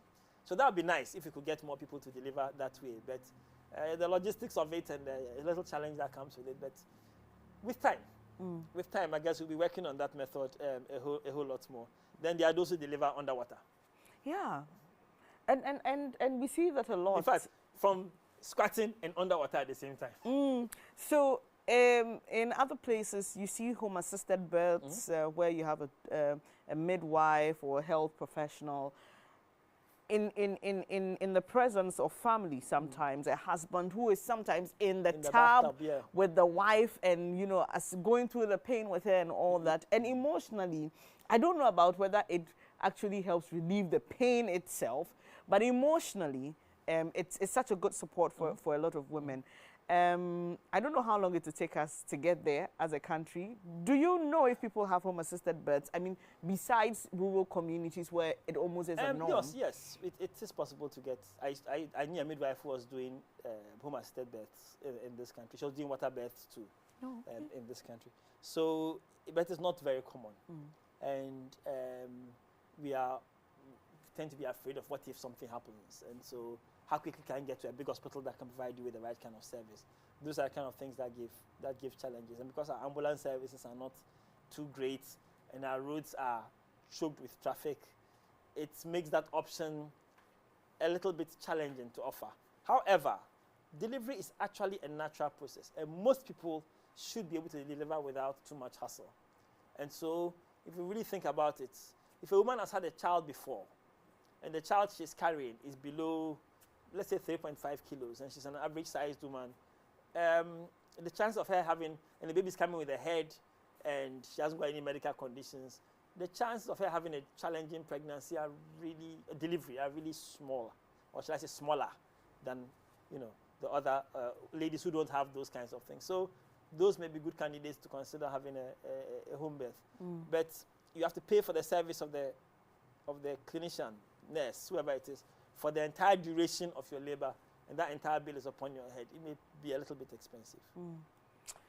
Doc, so you just said it's a natural process, and here in Ghana, unfortunately, we have had people classify cesarean sessions as an option for weaker women who cannot stand the pain. We've seen women who say that, my child will go through it.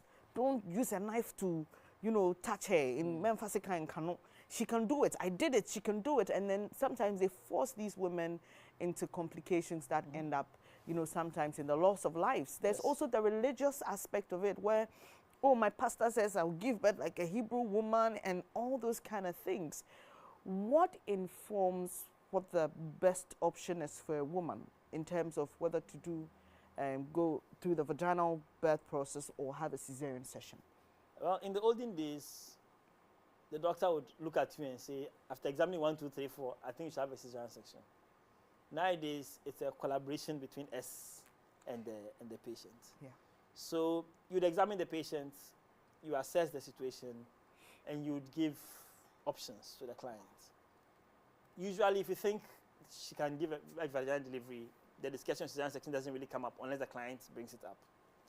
If, however, you believe that there are things that you should be careful about, then you would have to have discussions with the client as to the fact that because of maybe your blood pressure and the levels at which it has gotten, we can't wait for the duration of labor of 10 hours. We think your blood pressure crisis is such that the baby needs to come out as quickly as possible because that is the solution to solve your hypertensive crisis.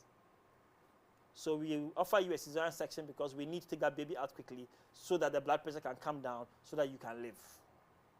Because if we wait, you may get into a situation where you may have an eclamptic fit and have a convulsion, you can have a stroke, you can lose both your life and your baby's life, and therefore we don't think it's the best option for you. Let's truncate the process by having a cesarean section. Or we've examined your baby, and your baby's size is too large for your pelvis by the assessment that we have done, and we think it will be in your best interest to have a cesarean section. Now, those kinds of ones, the women always tend to say, oh, I want to try. Then you say, okay, you shall try. Then when they get to 7 centimeters and it's not progressing, then they say, I want the cesarean section. I want it now. No, you don't have 5 minutes to prepare. I want it now. And is it possible at that stage, 7 centimeters? Oh, you can do a cesarean section. 7, 8, even 9. Okay. You can do a cesarean section. But the challenge with these kinds of patients is that once they get to the end of their threshold, the end of their ability to withstand, they are very impatient about getting the baby out. And they may even blame you in case of any eventuality. Even the 5 minutes you wasted, they'll blame you because to her, she has made up her mind now, do it for her now. Meanwhile, I gave her options earlier on, but it happens. It's life. It's human beings. We all go through that. So, so like a big baby is a problem. The baby's position may be wrong. When we're in school, or when I was in medical school, we learned how to do deliveries with the bottom. So the time comes, baby coming with the bottom, you're like, oh, no problem, we deliver with the bottom. Then somebody did a study, looked over 20,000 deliveries and said, oh, babies that come with the bottom don't do as well as baby that comes with their head. The recommendation then became, oh, do cesarean sections for babies that come with their heads. They come with the bottom? That come with their bottom. If they come with the bottom, do a cesarean section. So the challenge with that is that more and more people are finishing their training not knowing how to deliver babies with their bottom. So the day you have a baby with the legs sticking out, you're in trouble because you never learned that whole process. And that is the reason why they suggested the cesarean section, that the complications are a little bit more for babies that are coming with their bottom compared to babies that are coming with their head. And so rather than get into that kind of trouble, just do a cesarean section for them. So that, for example, now the recommendation would be, hey, I think we should have a cesarean section because of that. But at any point in time, it's the patient's life and their body. And once they are well aware of the facts, the complications, the risks, and the benefits, and they make their choice, we respect their choice. If we disagree with them, we may ask you to write the fact that, yes, you've explained and I still want to go this way. But at the end of the day, the autonomy of your body is something that we respect and respect very, very, very seriously. So after we have our discussion and you've made your choice, we respect it. So it's a case of planned CS for some women and some of them it's an emergency situation. Yes. So somebody can have prenatal care where everything was fine, there were no signs of baby being too big or mother not having the ability because of hypertension issues, but the day has come and the complications set in. And so in that case, if the mother is not able to give you her consent, what do you do as a doctor? Wow, trouble. Hopefully, during this pregnancy, you have had occasion to have met the spouse. And so you would, at that moment, this is the problem, I need to contact the spouse because she's not able to, we need some help in helping her to come to a decision. So let's say you come to hospital and baby's heartbeat is poor, extremely poor. And then we realize the fact that, and it's getting worse. if you continue watching it, it's going to go out, so the heartbeat goes, and baby is dead. So you think you have to intervene quickly. And the client, for example, in this example, is now, doesn't believe, doesn't understand, still trying to work her way around because of some of these belief systems. If you have access to the spouse, you have a chat with the spouse, let the spouse talk to the client to help her to come to a decision that to be in the baby's best interest. The cesarean section is not because the mother cannot give birth. The cesarean section is that the baby cannot wait till the mother gives birth and still be alive. Okay. So it's for the baby's sake. So we like to say that if the baby has a crisis, then we would prefer to inconvenience the mother for the baby to live. You understand? But if the baby does not have a crisis, why should the mother be inconvenienced? She can go through the process, take her time and go through the process as normal. So you try and get the spouse, try and get a relative, try and get people to, speak to her. Because in the example I gave you, time is of essence. And the longer you wait, the outcome gets worse and worse. We think only about the fact that, baby dies. But what about the fact that baby suffered loss of oxygen? And later on, baby is born with brain damage, even though born vaginally. What have we gained? Yeah. What has anybody gained from that? It's a distressing situation, and we'd rather not have it. I've seen an occasion where a woman refused a cesarean section. Refused, outright. And her mother was outside. They brought her mother. And the mother too said no. And talk. She refused to have the cesarean section. And then the baby died.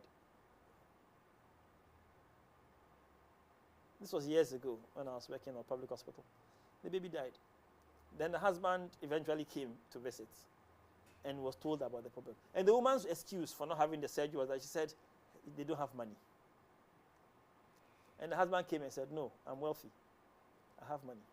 The problem is the woman and her mother who have this belief that they shouldn't have, a knife should not cut her.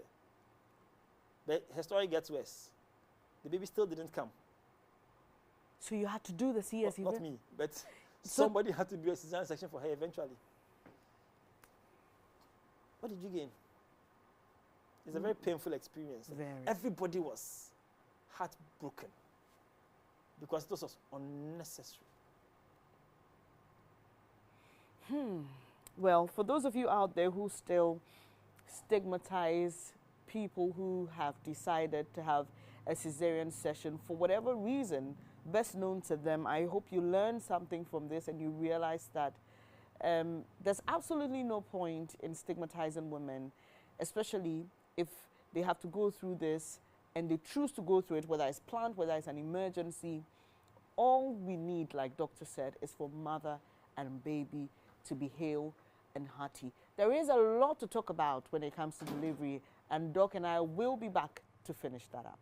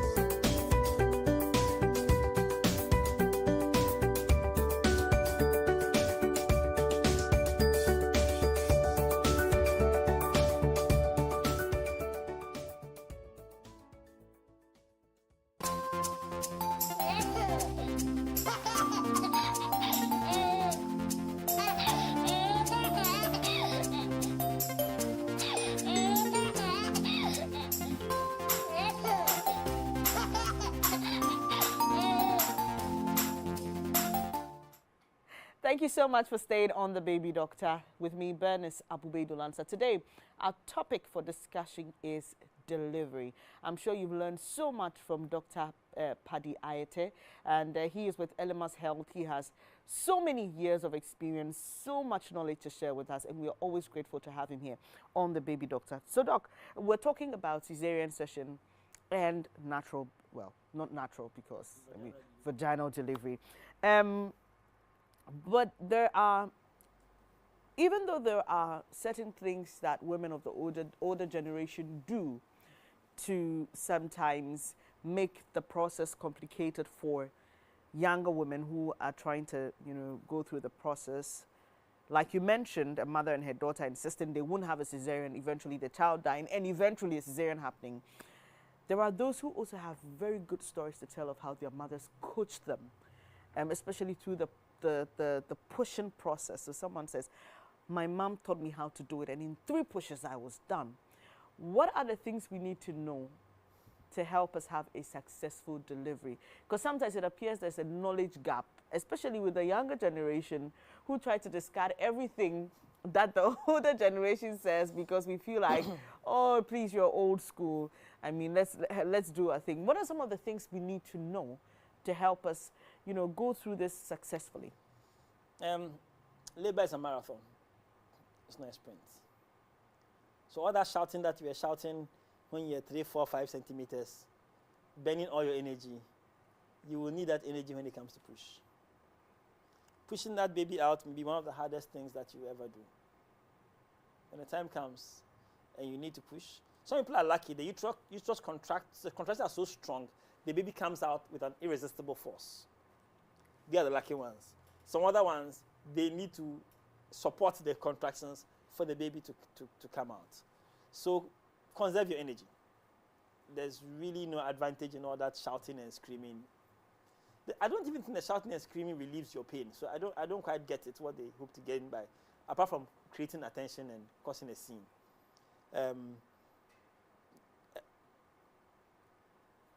If you get a chance to have some energy drinks, energy-producing drinks, like drinks that have sugar and things of that sort, please drink it. Sometimes they don't want you to drink too much in case you have a cesarean section. We don't expect you to drink 1 whole bucket of water. But a glass, a small bottle or 2 of something that would give you energy, something that contains quite a bit of sugar or something, please drink so that you have enough energy for this thing. When you get a chance to sleep, sleep. Sometimes we give you injections for pain relief. My patients say it doesn't really relieve the pain too much, but it makes them sleepy. Please, when you get a chance, sleep. Because there's work to be done. But when it gets to the end, and we say you should push, we want you to use every ounce of strength in your body to push. And when you are pushing, every noise you make through your throat, you are reducing the pressure that should be pushing the baby out. So all that, we don't want to hear. Because every time we hear you, it means the baby is getting less of your energy. You are using part of the energy to shout instead of focusing on the pushing. No, you're not disturbing us. You are just reducing your own efforts. Okay. And so we would encourage you to give it your hardest effort. At some point, we tell you, stop pushing. And that's because you are not contracting. Okay. Some people will now want to be pushing. When you told them, you don't push. It's a waste of energy. Wait until we say push. Because if you're contracting and you add the push to it, you get a better result than if the uterus is flabby and you are pushing by yourself. You don't really go that far. And depending on how they position you, they would ask you to hold your thigh. Putting your hand under your thigh and pulling it back not only gives you a position that allows you to push harder, but also widens your pelvis a little bit, creating a little bit more space for the baby to slip through. So all these are small things that you can try and do to try and make that particular portion of your work a whole lot easier. And a few rounds of sex before you go into labor allows the cervix to be soft, it dilates faster, it responds better when we give you medication to try and prompt the labor to come, and it can actually make your labor shorter.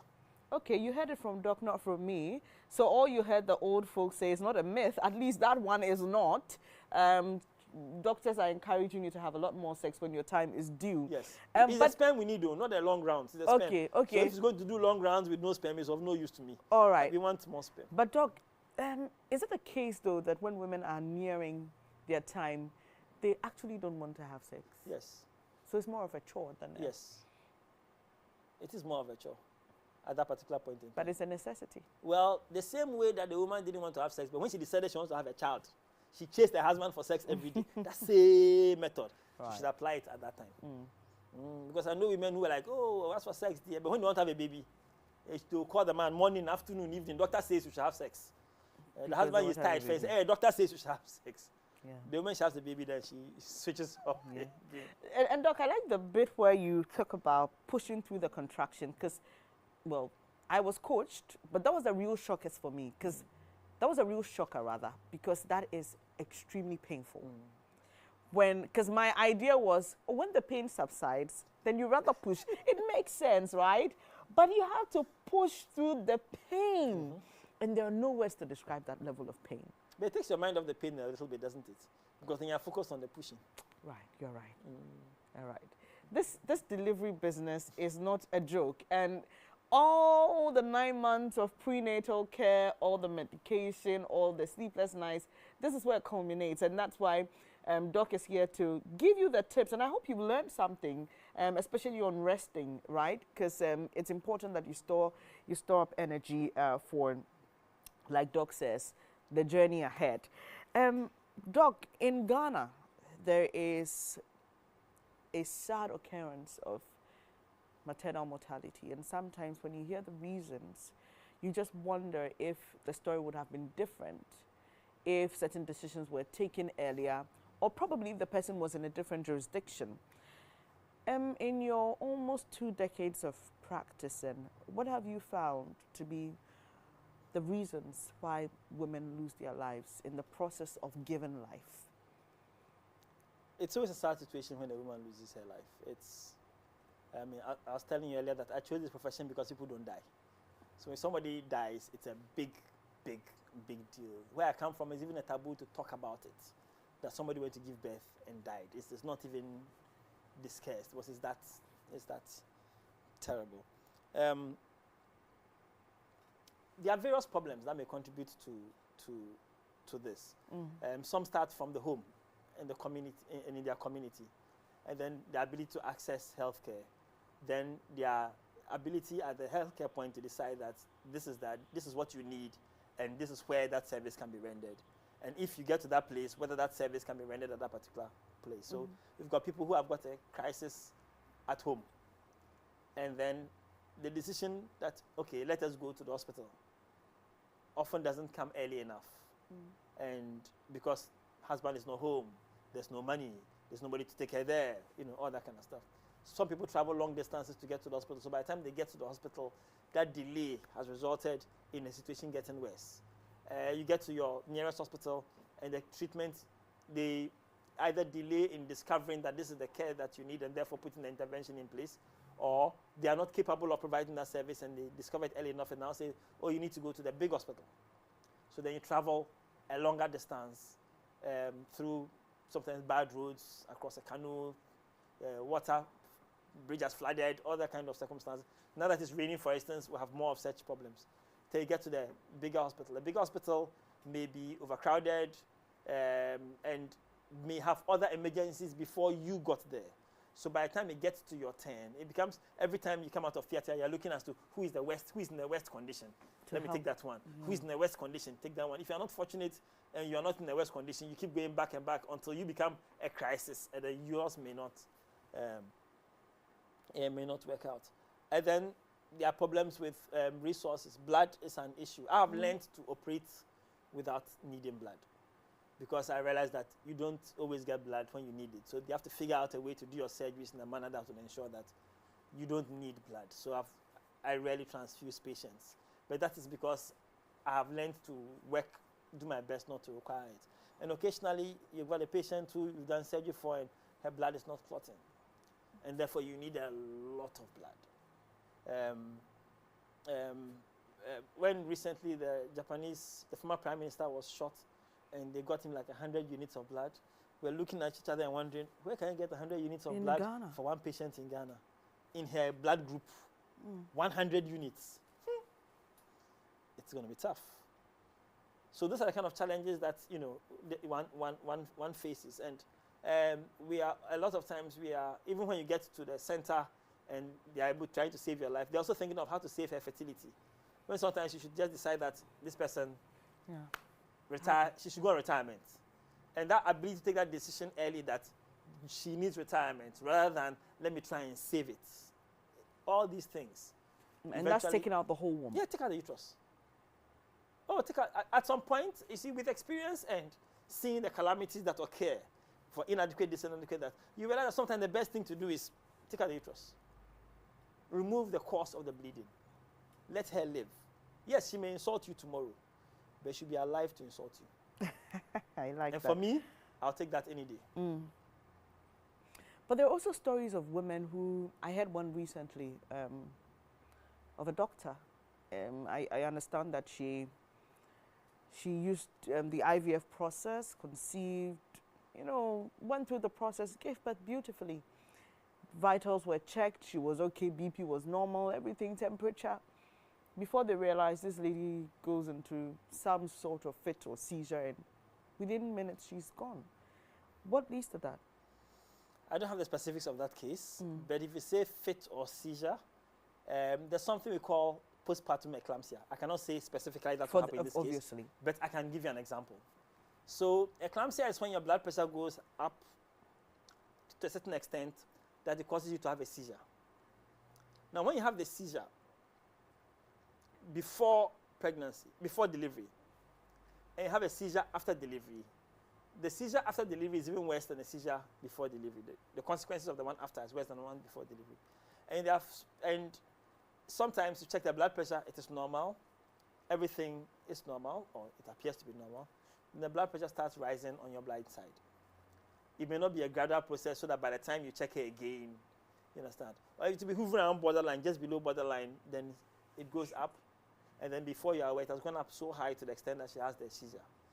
If she has the seizure, and during the seizure she vomits, and she breathes the vomit down her lungs, her own vomitus has choked her. And when your lungs are choked, your brain has 4 minutes.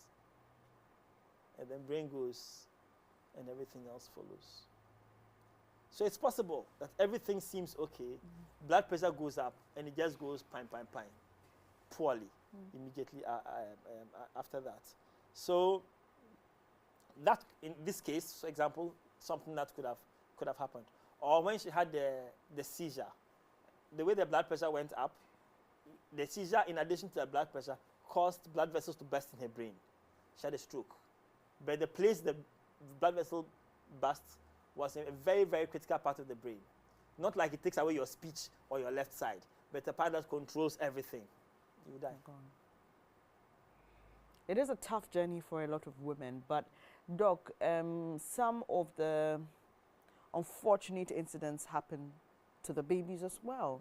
There are people who have very great reports on how the child was faring, first trimester, second trimester. The child is fine, heartbeat is good, everything is perfect, and then we have a stillbirth. I have always wondered what causes a stillbirth. And sometimes you almost want to question why go through all this hard work and go home without your baby. Yeah. It's very sad and frustrating. What are some of the reasons for stillbirth? Well, for a lot of them, we don't know. We can check, we can give you theories as to, but we can't tell you that it is this that caused it. For some of them, there are conditions that the mother had.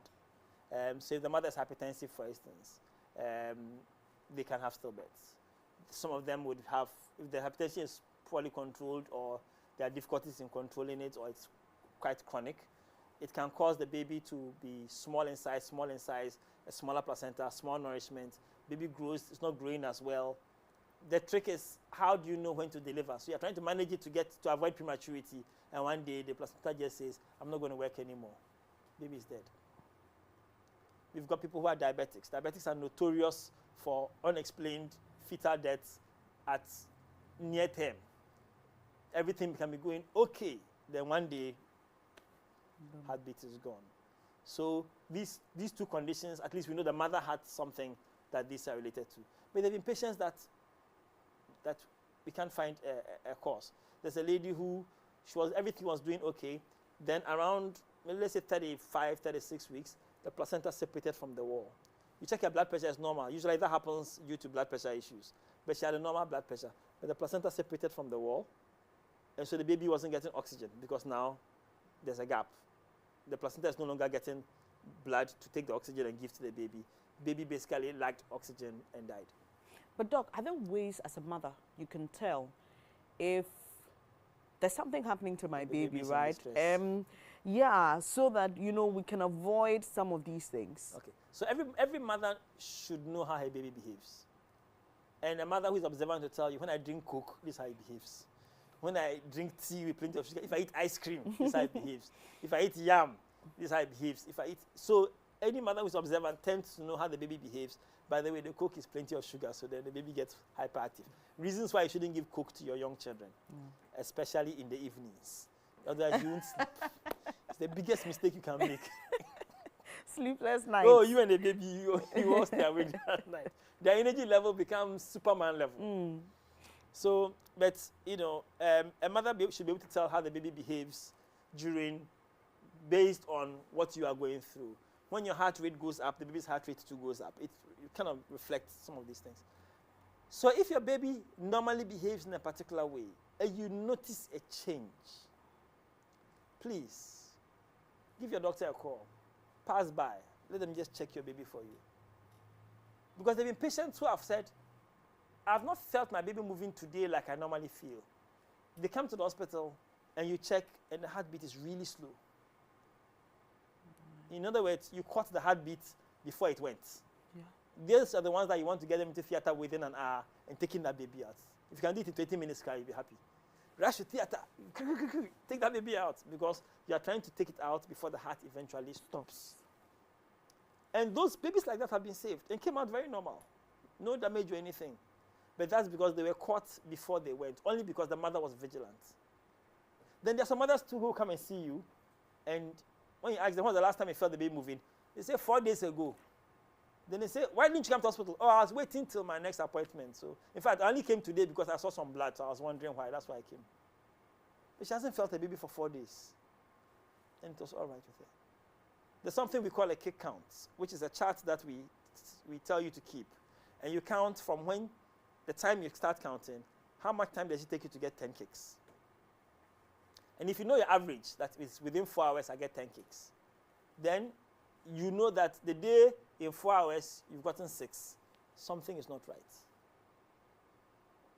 You understand? So if we need you to monitor, we ask you. Sometimes we give you a chart to be able to do it. But on average, a mother should be able to tell that, Charlie, today I'm not feeling my baby like usual, and have it checked out. Look, there's nothing better than wasting your time and money to go to the hospital for them to check the baby and they tell you the baby is fine, go. Because you don't want them to tell you, we checked and the baby is not fine. That means we have to rush to an emergency. But the worst news of all is that you didn't check and the baby has passed. And maybe you could have done something. So it's better to be wrong than sorry. It's better to be wrong than sorry. Please don't let anyone bully you into thinking that you're being too dramatic. Because you know, sometimes, especially if you're a first-time mom, these things happen. You know, you hear why are you being too excited? These things happen. The midwife has got a machine. It's a small Doppler. She can put it on the baby, find the heartbeat, and we'll look at the trend of the heartbeat. And if she notices that the trend is good, she can tell you that, your heartbeat has been persistently good over like 10 minutes. I think you are being a bit too anxious. It looks good. Or there's a machine we call a CTG that draws a graph that you can actually connect you to, and then it will draw a graph. You can observe the CTG over a period of time, and so the pattern is good, you are okay. And then there are sometimes we look at CTG and say, no, the pattern is bad, and I think we need to intervene and deliver you as quickly as possible. Well, I hope you've learned so much. I have personally learned so much. You know what? We will be uploading these episodes. Share them with a friend so that somebody's life will be saved. Most importantly, one of the things you should take away from today's episode is that as a mother, as a pregnant woman, always understand what's happening with you. And don't be shy to call your doctor, or don't think that you'll be, called too known or too excited, and so you just ignore some of these important signals that your baby may be giving you. I'll be back to wrap up with Doc, but here are some tips for you today. Tidbits on labor and delivery. Know the signs of true labor. Report early to the clinic when you see signs of labor. Listen to your care provider's instructions when in labor to help deliver your baby safely. We look forward to a smooth delivery and a healthy child. Hope you learned something from those tips. It's now time to wrap up with Dr. Paddy Ayete. He is at Elimas Health and he is an obstetrician gynecologist. Doc, thank you so much for joining us today. So your parting words to any woman who is hoping to have a baby in the process of bringing a child to this earth, or just at the point where they have to push? Have a baby as early as you can, if you can. You can always do a lot of things in life, but you can't always have a baby. Pregnancy can be a relatively pleasant experience if you get the right kind of support and you follow the advice that has been given to you and you look after yourself. Know your body, know your baby, listen to your baby, and be your own advocate. If you feel something is wrong, please insist that you are looked at. Labor is challenging. It can be made easier. And if you go about it properly, it is not as bad as the stories as you have been told. And we are looking forward to seeing you with your baby and celebrating you on the next Mother's Day. Great, I like that. So Elimas Health is looking forward to seeing you as well. If you need any help on fertility issues, Doc is ready to help you. He and his team, well-experienced team. You can reach them on 024 8075568, 024 8075568, or you can locate them at 10A Volta Street, Airport Residential Area, very close to the National Service Secretariat, just down the road, relatively opposite that facility. And so please reach Dr. Paddy Ayete, and he will be there to help you and give you all the assistance that you need. Well, let me say a very big thank you to Azel Vogue for clothing me today. You can reach Azel on these numbers, 0288616161, 0288616161. That'll be it for today's edition of The Baby Doctor. A big thank you as well to Think Media. Anything media, Think Media has got you covered on that. We'll see you again in our next episode. I'm Bernice Abubedulansa. Until then, take care and always remember that babies are special, and that's why we give them all the attention they deserve.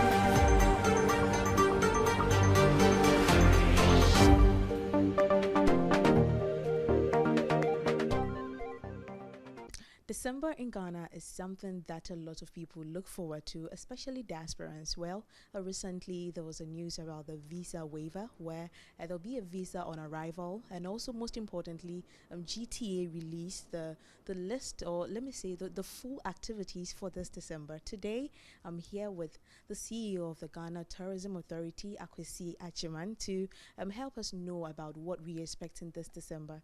Hello, sir. How are you? I'm good. Thank you for coming, and let's have a good conversation. Yeah, sure. First of all, how do you see December looking like for Ghanaians and diasporans who want to come here?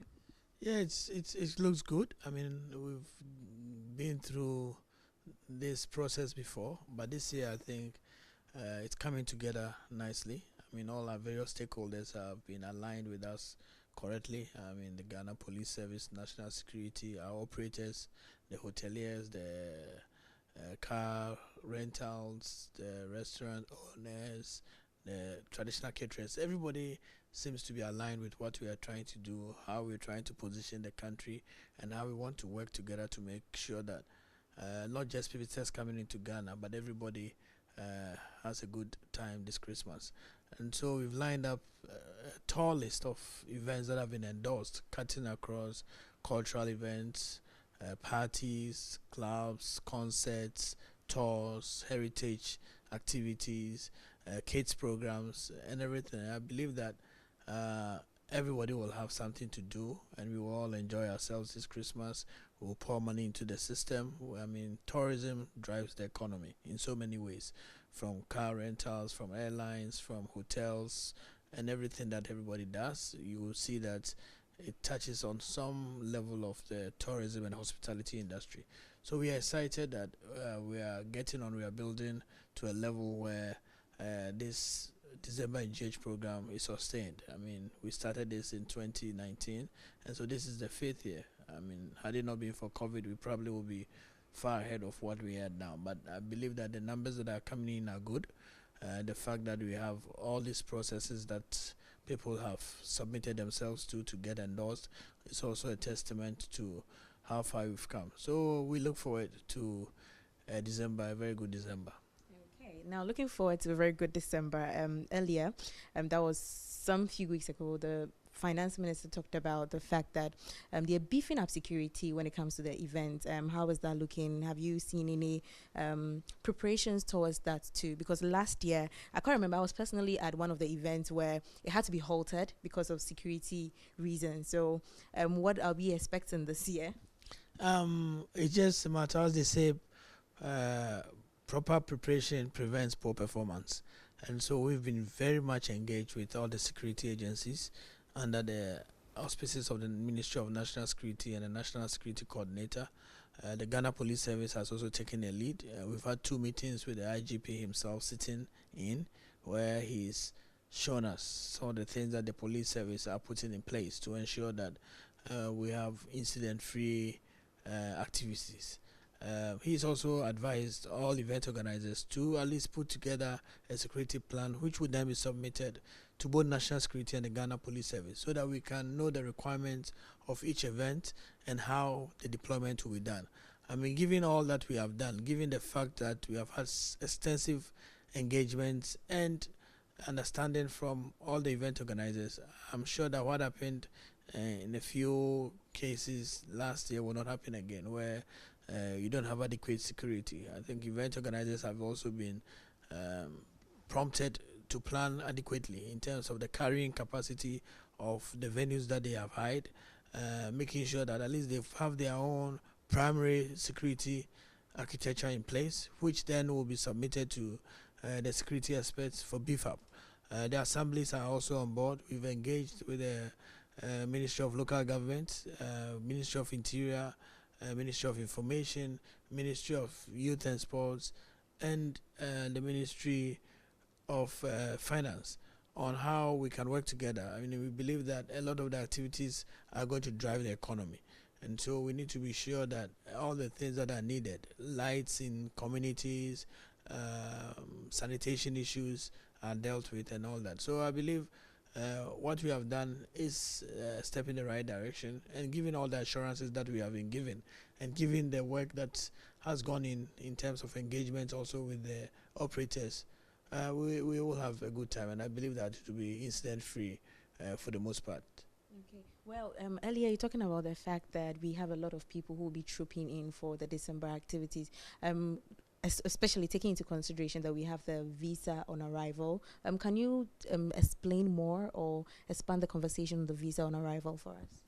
Okay, so I think we've done a lot of marketing this year with the various source markets, and we've seen that the numbers are growing. I mean, recently we were in the United States for the Ghana week, and we saw the numbers at the embassy when we met with the Ghana mission in DC. They told us that on an average, they used to do 100 visas, but now they are doing anything between 300 and 350. Is it just for December, sir? No, throughout the year. So the number of applications are going up, and with it, I mean, you have delays and people. So we took feedback from people who are coming in, took feedback from people who have been here before, and took feedback from people who intend to come. And number one thing that everybody seemed to be complaining about is, oh, we love to come, but the visa process. Because for most people, especially in the United States, which is our number one inbound destination market, you have to mail your passport to DC or New York for the stamp to be placed in. And people are a bit apprehensive when it comes to sending out their passports out there. So, I mean, it's been a concern. And so we started this engagement way back with the Ministry of Foreign Affairs, Ministry of Interior, Ministry of Transport, on ways that we can ease the pathways for people wanting to come to Ghana. And one of the things that was on the table, I mean, we had two things on the table. One, whether we have an e-visa system where you don't have to send your documents anywhere. You sit in the comfort of your home, you apply online, and if it's successful, you get a barcode or some reference number that can be used to board a flight. That work, from my interactions with the Ministry of Foreign Affairs, is ongoing to come to a point where we have an e-visa platform. But in the interim, we said, okay, if that is not ready, then let's have a visa on arrival. People can come to the airport, get their visas, and move, so that it takes away the wait. I mean, sometimes it takes 3 weeks, 4 weeks, and given that people sometimes also travel on impulse, we need to ease it. And so that is what we have done. From the 1st of December to the 14th of January 2024, all airlines are expected to onboard everybody who appears at the counter with a ticket and says, I'm going to Ghana. Once you get to Accra, then you get a visa on arrival stamp in your passport. I believe it's a very smooth process that we have put in place. We tried it before in 2019. It was very successful.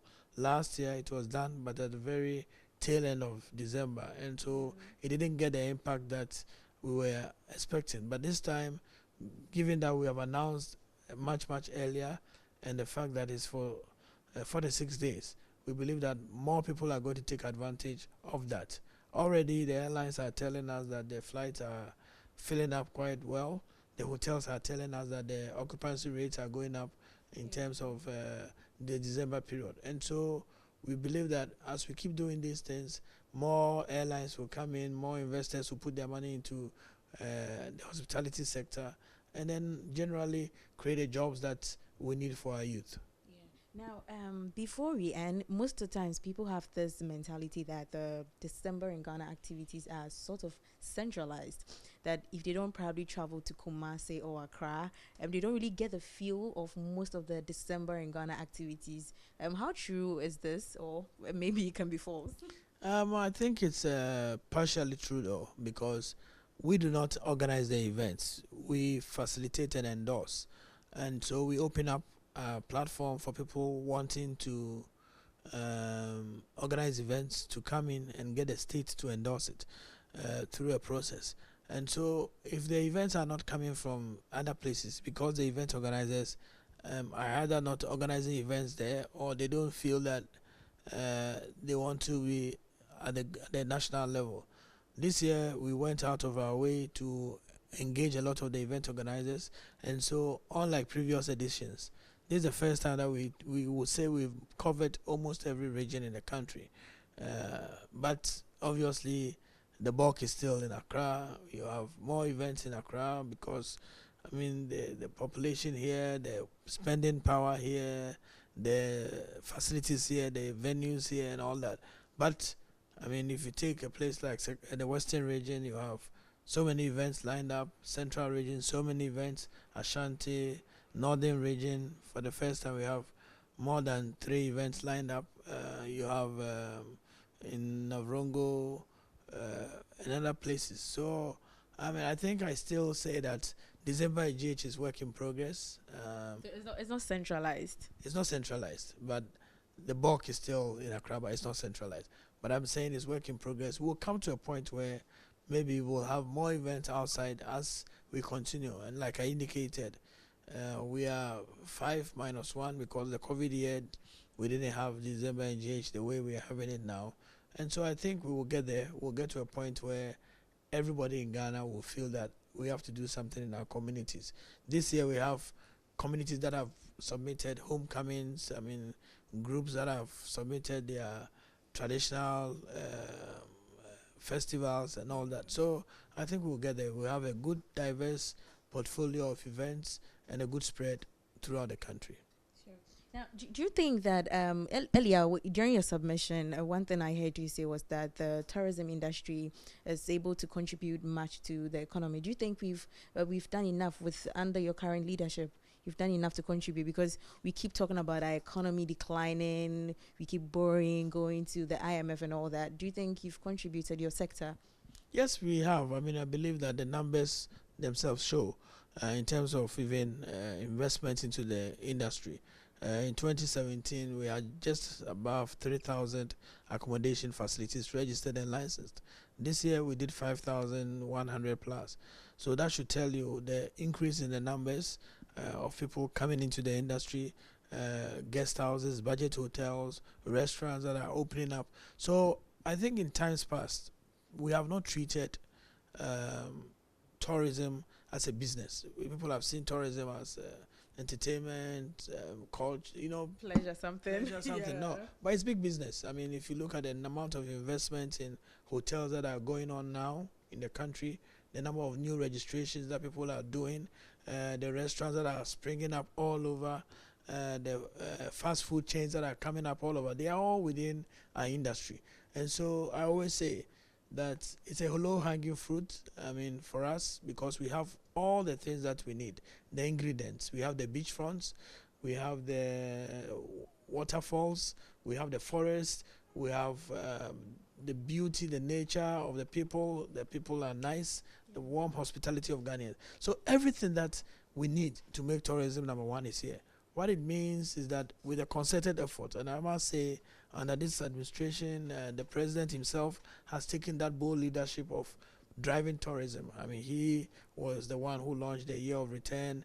Recently, for the first time in our history, he called all the industry players to a summit at Peduase to say, look, how do we move this forward? How do we jumpstart the economy with tourism? And so I think we will get there. I mean, we need to invest a lot more in the tourism infrastructure, which has started. You see the work that has happened at Kwame Nkrumah Memorial Park. We are currently working on the Nationalism Park and the Geese Park here in Accra. Bonre Kente Museum, we're about to outdoor it sometime in December. So work is going on currently in Salaga, in Pikoro, in Tanoboase, in Chichire, and other places. So that investment must continue.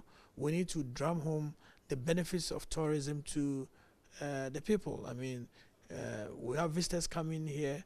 We need to be ready to receive them, and we need to be ready to on-sell some of the things that we have. I mean, festivals, fashion. I mean, for the fashion industry, how do we capitalize on the large influx of people coming in? How do we make sure that there are incentives for people who are doing things in the industry? And so I will say we have done a bit. We are moving it in the right direction. The needle is moving. But I always say the sky is the limit. And so we should not rest on our hours. We need to keep going. We need to keep pushing to make sure that 10 years from now, just like other countries have seen, I mean, Saudi Arabia is building a new tourism industry, Dubai, Rwanda, everybody is moving into tourism. We have it. Let's preserve it. let's grow it, and let's build it together. Okay, all right. So your last words on December in Ghana, because that's what everybody's looking forward to. Let's be ready. I mean, I will say it's positive vibrations all over. Let's get ready. Let's have fun. Let's work for each other. Let's try and build a society where everybody gets, nobody goes home hungry. And so to do that, the little business, the small business, everybody must be brought on board. And so we are building an inclusive architecture where the little chop bar, the cocoa seller, the watches seller by the street, everybody understands that if you set up well and if you position yourself well, you could get something out of December in GH. So I look forward to it. I look forward to seeing you at any of the events. Which of the events are you going to be at? Probably we would want to see you. I'm starting on Friday. Friday we have the Kids in Tourism Festival. I think I want to see what the kids are doing. I'll be at the Taste of Ghana. I'll be at Afrofuture. I'll be at Rhythms, Sonny Badu's concert. Over the weekend I'll be there. So many activities. Like this December, you're going to be everywhere. That's my December. Every December, sometimes I do 5 events a day because you have to see what is going on. You have to be part of it. You have to really understand the challenges that operators are going through, the challenges that organizers are going through, and more importantly, take feedback that you can use to build on going forward. And so, yes, it's going to be a hectic December. That's what we signed up for. But I'm hoping that together, working with all our industry players and organizers, we can have an incident-free December. And we want to thank the media also for drumming home the message for us. We thank you. All right, so that is Akwasi Ajiman, the Ghana Tourism Authority CEO, and he is entreating everyone to be part of this year's December in Ghana. I am Jacqueline Ansuma Yeboah, reporting for JoyNews.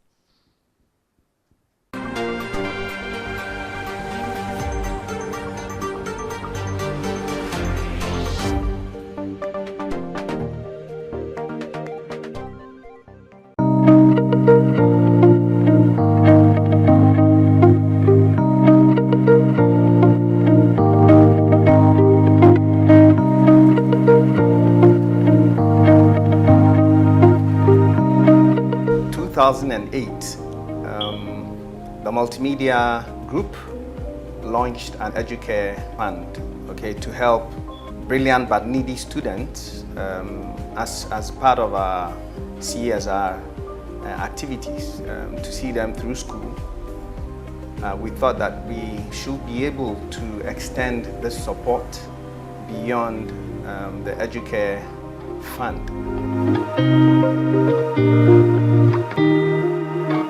On the introduction of the free SHS, the question then was whether there will still be that value in providing for students at the SHS level, especially given that SHS was going to be free.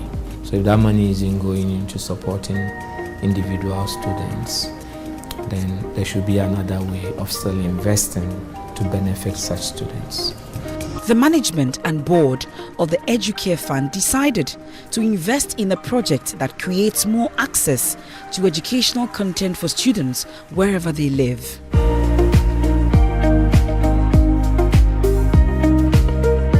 So we looked around and we spoke to Wolo, and then we spoke to our partners at SES, a satellite platform that MultiTV is on, and they decided that look, it's a good cause, we'll give you satellite bandwidth. We spoke to KNet, who then provided the ground services to put us on the satellite.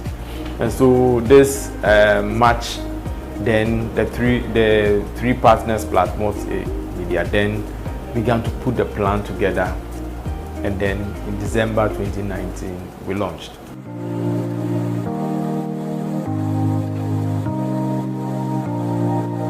KNet started as a telecommunication service provider, but is gradually stepping up its operations and services to support this nation with its capacity. So there was already a plan by KNET to provide support for open university kind of a learning system or platform, because other nations do it. You realize that until recently, when the universities have been very innovative and have instituted certain programs, weekend programs, vacation programs and things that are providing opportunities for people who cannot find physical space in the institutions to learn. And so when multimedia came up with the same dream, it was like a coincidence of two minds. So we supported the cause because we knew that this nation will not have enough space physically to provide the learning opportunities required by our people. SES is a global leader in content connectivity solutions provision. We have over 70 satellites worldwide providing video services and network services to billions of users, consumers in the world. Multimedia Group has been a partner of SES for many years. When the SHS double track system started, Multi-TV and its partners, they approached us and they wanted to do something about getting these students who are at home whilst others are in school something to do. So we thought, why not use our platform, the SES Multi-TV platform, to provide an education channel for these kids who are home to at least be able to catch up, and be able to do something, right? Now, this Multi-TV platform reaches more than, let's say, 65% of homes in Ghana. So if you take every 3 homes, 2 homes are watching Multi-TV. So we knew that this platform will enable us to reach a lot of these kids at home. Initially, when the project started, it was set up for senior high school students. But later, COVID struck, and the project needed to expand to include the junior high school students also. But after 2 years of operation, we expanded and we have included students at the basic, the primary level. So on a normal day, you have lessons for basic school, also the primary school level, junior high school level, and the senior high school level. I call madam for us, I charge my phone. I call no TV, no joy learning. And I say, "Nde mami share na ibi a bit ma boa me we baby." Me share nso ampa e boa me mami timi sua de yie. E chen say bi a me wo school no. Itimi kira de na ndam for na ye de ntimi en share and take ne saba me ko ha itimi sua de yie. Mas no o try me topic bit say pie chart. Me san hu English ho. O try me adverb ne pronouns ne adjectives. So me kwa me spend 2 hours. Me san ban so me san spend 2 hours. Inti best me kona me ba ina me spend by 4 hours. Me timi be duru kwa na e di matem e wo ho. I've gained a lot. Even yesterday, I was listening to one Jacqueline.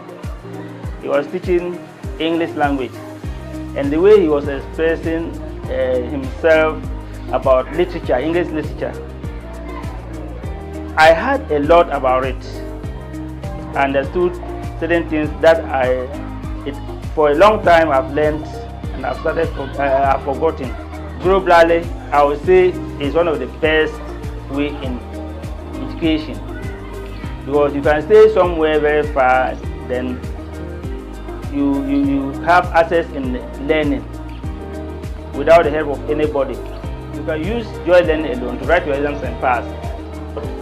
When it comes to going to extra classes, with Joy Learning, I have not anything to worry again, because Joy Learning has really helped me. It is free. You don't have to pay for it.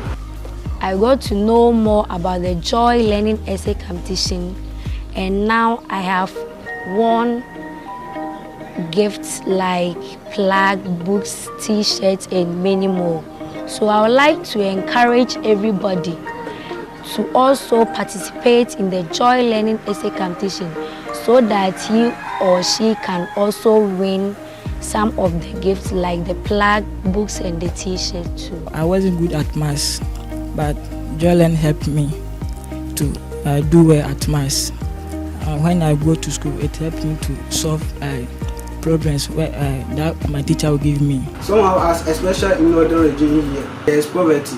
We Joy Learning doing the program free. We are able to go as far as we can, and we really urge the sponsors of the program to continue doing it free. I encountered Joy Learning about a year ago. We were just watching TV, and then she just changed the channel to that station, and then I was like, wow, I never knew there was something like this. So started watching Joy Learning, and then it has really improved her writing skills and her reading skills as well. I think they should do a lot of essay writing because it really helps the kids a lot.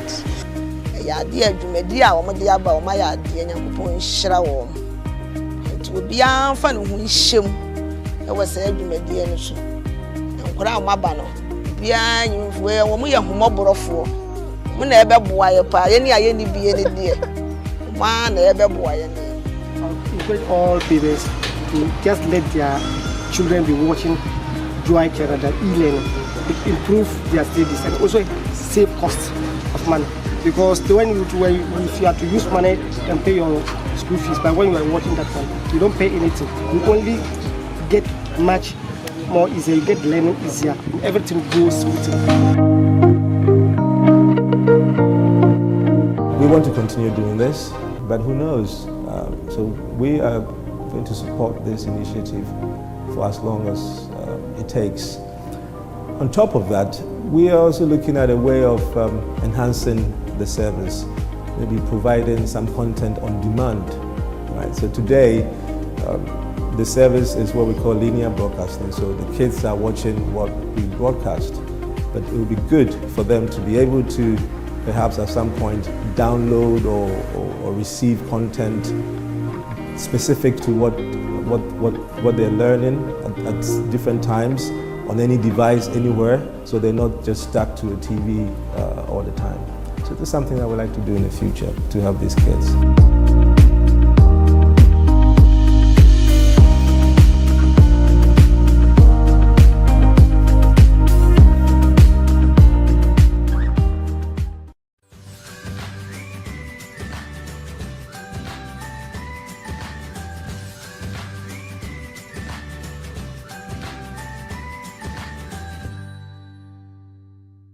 Hello viewers! I have just harvested fruits from my Suriname cherry. This plant is known as Suriname cherry, the pitanga or the Brazilian cherry. The fruits, as you see, are high in vitamin C, and when you consume it, it's so good for your body. Welcome to Home Tips with Mira.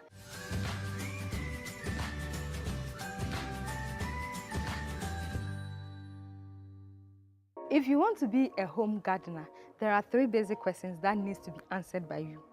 First is what to plant, second, how to plant, and third, where to plant. What to plant? Do you want to plant trees to provide shade for you, or you want to plant fruit-bearing trees so that you can pluck some and eat? Do you want to plant vegetables or herbs or flowers to beautify your home? Whatever you decide to plant will inform where and how to plant it. In planting, one can use either stem or the seeds. And some plants that you can propagate using the stems are cassava, what we use for our fufu. I like fufu a lot. And then you can also use the stems of grapes. I have grapes also in my house. And yes, of course, you can grow grapes in Ghana. I'll show you my grapes. You can also plant using seeds. I have some okra seeds here, I have maize, I have watermelon seeds. There's also thyme, tomato, and pepper. So whatever you want to plant. If you want to do vegetables, you go for vegetables. If you want to do trees, that will take about 3 or 4 years or 5 years to, bear fruits. you go for it. And not forgetting my pear. I just love keeping them in my kitchen. Although I put them in a container with water. This is about 5 months now. It's up to me to transplant it into my garden or still keep it in my kitchen, hoping that it will bear fruit for me to pluck. Now we are looking at where to plant. If you don't have a piece of land in your home to plant, you can plant using receptacles such as old bowls, this gallon that has been cut into half, sack, bucket, whatever you find, you can use it as a receptacle to grow your plant. And these receptacles work well with shallow plants like vegetables. They work so well with them because the roots of the plants are not so deep. But if you are looking at planting something like a fruit-bearing tree, what you have to do is find a ground and plant it directly in the ground.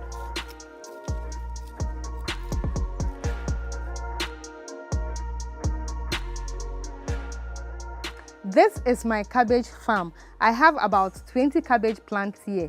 I ordered the seedlings from an agric shop and it came in this tray. And I transplanted them here. Cabbage usually takes up to 5 months to fully mature. But I have one here that looks matured. Mine here is 4 months. So we are going to harvest this one right away. Wow, look at it. So this, beautiful and purely organic. I didn't add any chemical. It's only bird droppings that I added to fertilize the soil. Look at it. I'm just enjoying my cabbage. I have a tip for you. Nursing mothers who want to wean their babies off their breast milk, cabbage leaves really help. Take a leaf like this and then put it in the freezer, let it cool, and take it out, put it in your brazier. What it actually does is that it helps to cool down the swelling around the breast, and it also helps to absorb excess fluid from the breast. It really helps and suits you if you want to wean your baby off breast milk. This is for the mother. It will help to take the pains off the breast because of the swelling. There is a proverb that says that he who plants a garden plants happiness. Here at the back of my poultry farm, I have planted cocoyam, which gives me contemporary leaves almost every time that I want.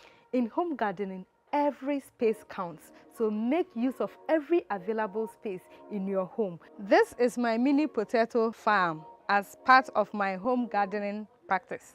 So I'm coming to harvest potato. You can use the vine of potato to plant, or you can just go to the market, buy potato, put it in soil, just give it a little water under a shady place, and then voila, you see that your potato will start to grow. Let's see what we have in the soil. I want to show you what I have. I should have a potato here. I just uprooted this potato. The benefits of home gardening are enormous. For me, it is a stress reliever. Anytime I'm stressed, I just come to my garden, look around, pick a few weeds, and even the joy of seeing the plant fruit. I don't know how to describe it. I want to encourage you that take advantage of every available space in your home and plant something. Plant what you eat and eat what you plant. And with home gardening, you are assured of constantly eating foods that are purely organic. Thank you so much for watching Home Tips with Mira. I hope this knowledge that I have shared with you has been so helpful and you're going to put it into practice. Please don't forget to watch me on this same channel and remember to like, share and subscribe. See ya!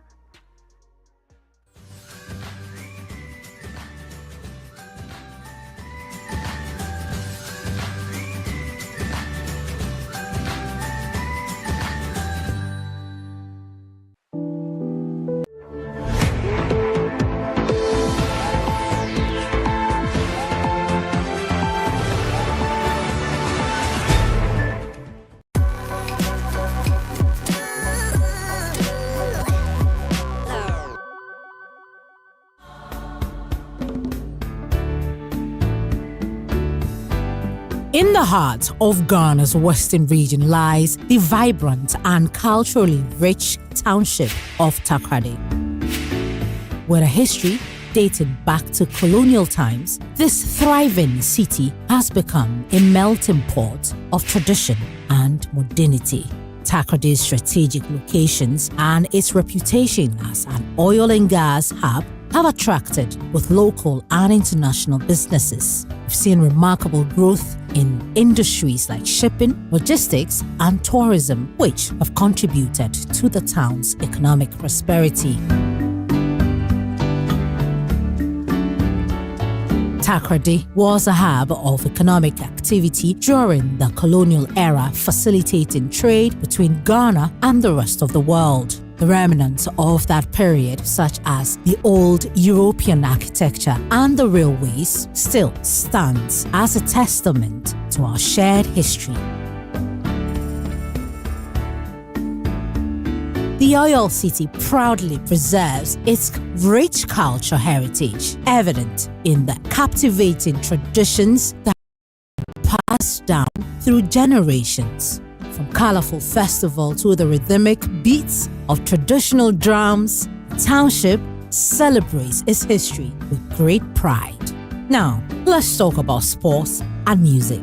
We always say the best comes from the West. And as we can see in Ghana, most of the best artists are from Takoradi, arguably. The likes of A.B. Crystal, Koda, Castro, Keche, C.K. Man, J.W. Ambule, Papi Kojo, Kofi Kinata, and many others are good examples to mention. And for sports, let's rewind. Let's throw the spotlight on Martin Kinata, popularly known as Kofi Kinata. He grew up in Takoradi. He started his career as a rapper and released his first single titled Hallelujah in 2012. The song was the first of many successful singles from the artist. You know what?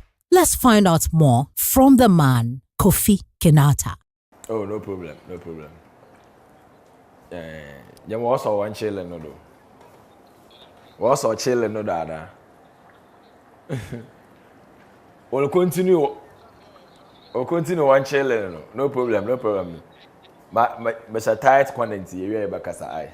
Okay, what I say? Hello.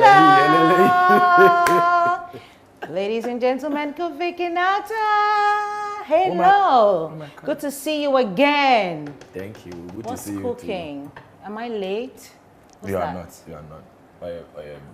Vegetable stew. To add a vegetable sauce, the fish kaka. So you cook yourself?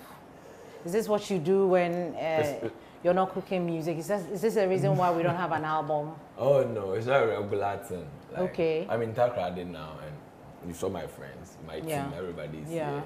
So you're cooking for them? Yeah, it's to my advantage because I don't like certain stuffs in food. I do only fish and vegetables. So if I don't, they might cook something or they might order something that I wouldn't like. So if I want to eat and be okay, feel like I'm on holidays, I have to cook myself. Yeah. You put too much onion or? Yeah, I like because I like onions. I can feel that. So do you need help? To work around here? No problem. What can I do? When I figure out what I want you to do. Why you don't want me to? Because I can't stand here and do nothing.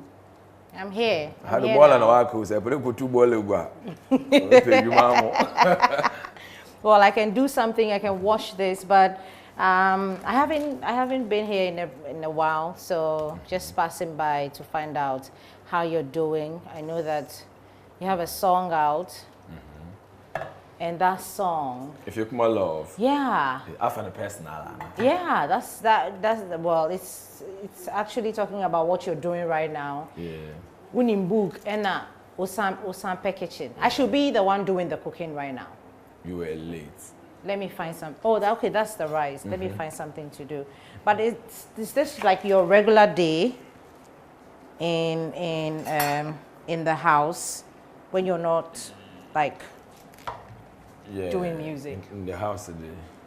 Whenever I order food, sometimes I will say, oh, I want fish, and they will come with like fish, but when I'm eating, I feel like there were certain things aside the fish in the sauce. So to avoid everything, sometimes I cook in the house. But you know, like restaurants, we have fish. Yeah, that's restaurants. Yeah, but you said that you order out all the time. Sometimes when you order for, especially soups, they will come with soup containing fish and everything. But while you are eating, you can feel that, or you can taste something like meat or something in it. So to make sure you are eating fish and fish alone, you cook it yourself. I wanted a spoon. So why fish? Is it that you don't like meat? Looking for a spoon. Spoon, what do you want to do? So you know that this is the rice cooker. So we're just going to pour the rice in it. Yeah. Oh, okay. That's very simple. So, yeah, why fish? I don't know, that's what I like. It didn't start from, because I mean, as children, we are very excited about the chicken, the goat meat and everything. Is it from your dad or your mom or the family thing? Like meat. And I wouldn't want to explain further. Okay, so you don't like I eat fish, that's all. Okay. If you eat fish, you're not a vegetarian. No, so you're just... I'm a pescatarian. That's the word. Pescatarian. Yeah. Okay. Into Mokofu plane, I'm yesterday. What will be 7? What do you want? I'm a pescatarian. I'm American for pasta, bro. Like pasta. No, you're lying. Yes. That's not the true story. Are you sure? Yeah. You know, people say that you're funny and you tell, you know, funny stories. That's why I'm trying to comport myself. I feel like you're just making that one up. No. Tell us about the regular Kofi Kinata, apart from, you know, the fact that we know that you're, you know, all over the place making very good music, which I must say.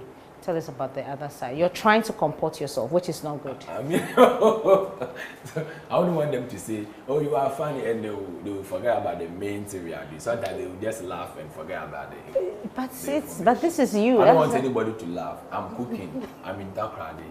I'm cooking. We have a studio set up here. Willie's beat is here. Elom is here. 2 bars is here. We have our PlayStation 5 over there. Okay. So it's just like we running away. We are. I mean, seeing 1 or 2 sound engineers. We are cooking, we are eating, we are working, we are playing, kind of stuff.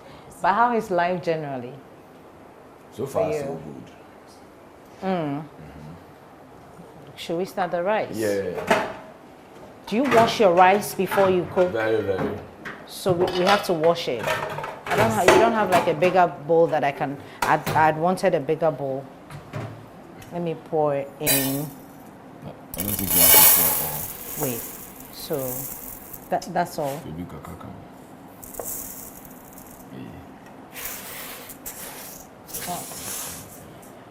Hey, now, what kind of food will be there?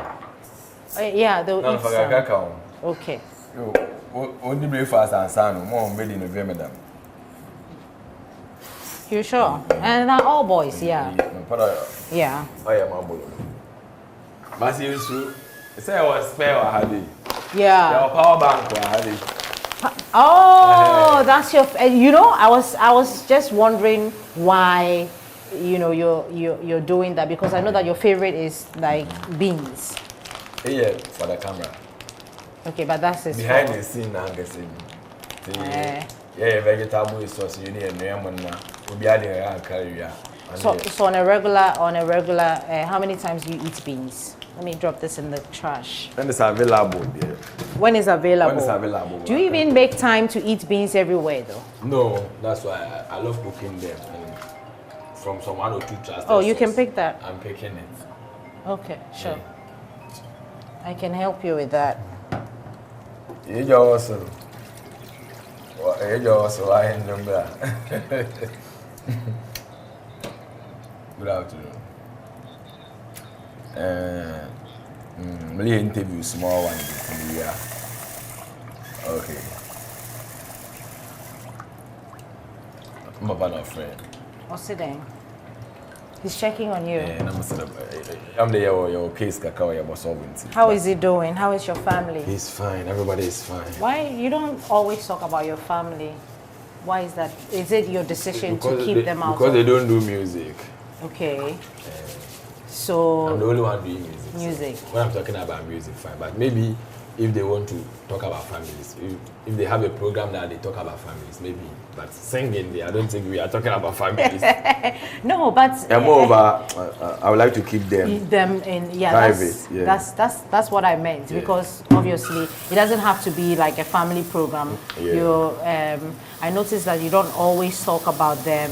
You're not the loud do talk about them, you know, behind the scenes, but not like on camera and all of that. So it's your decision to keep them private. Are you a private person? Would you describe yourself as a private person?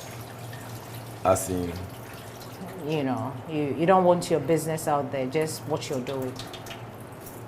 Yeah. You have to understand what you are doing and what you want people to know. You can't, you are in charge of the information you give out. So it's not too much water. The water, I think, I don't know the rice too, but let's wash it again. Yeah.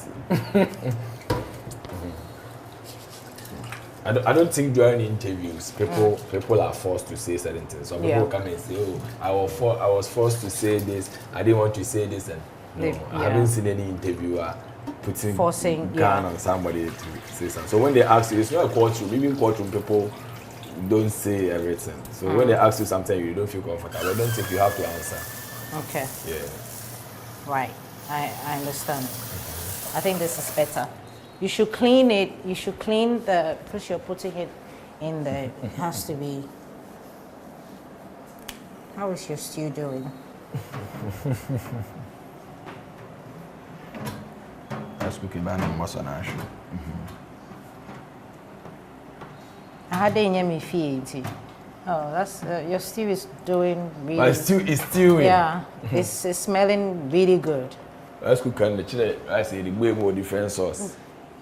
Chili way more. Oh yeah.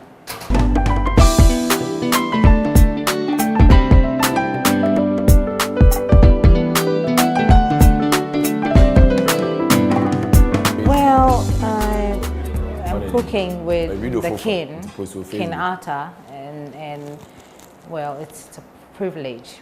Recently, I read something on social media that we don't celebrate him enough. I don't know what he thinks, but I think that we'll find out. We're still here. Actually, West Side. Oh yeah, I'm helping you out. Chef Shenko. Yes, chef. So chef, can we fix the? I'll just wash these. No, we are not done yet. We Yeah. still stir it and put it here, so it will be cost 90. I was hoping that, so apart from the stew, the vegetable stew and all that, do you prepare like any other food? Yeah, I do everything. I do soups and stuff like that. How does your jollof game? I'm jollof, I'm rated. So jollof for you overrated. But the reason why I brought the jollof in is because of your current song that is, making waves. Tell me about the song. What is If You My Love? Oh, me jollof, if somebody's cooking jollof, they are fine. But me now, jollof, the rice and stew is okay. To save the drama. The inconvenience. The drama. Somewhere. But I can cook jollof. You know that, right? Well, you don't know. I'm telling you. Yeah, you can. I will not doubt it. Yeah. But were you doubting in your head that I can't? No, you can cook jollof. Yeah, I don't know, but it seems jollof. You work it out with women. Girls, they are cool with jollof, but that shall not try. So who is your If You My Love? If You My Love. Who is the lady that you are so much in love with and praising in that 2 stanza? Is it 2 stanza? There's a part 1 and there's a part 2, in the same If You My Love song. We'll talk about the reggae bit, but I want to know. To know the girl. Yeah, I want to know. It's a song. You see, musicians. It's a song when we are writers. Okay. don't trust somebody who sang about alcohol and even acted like he's drunk and the person doesn't even drink.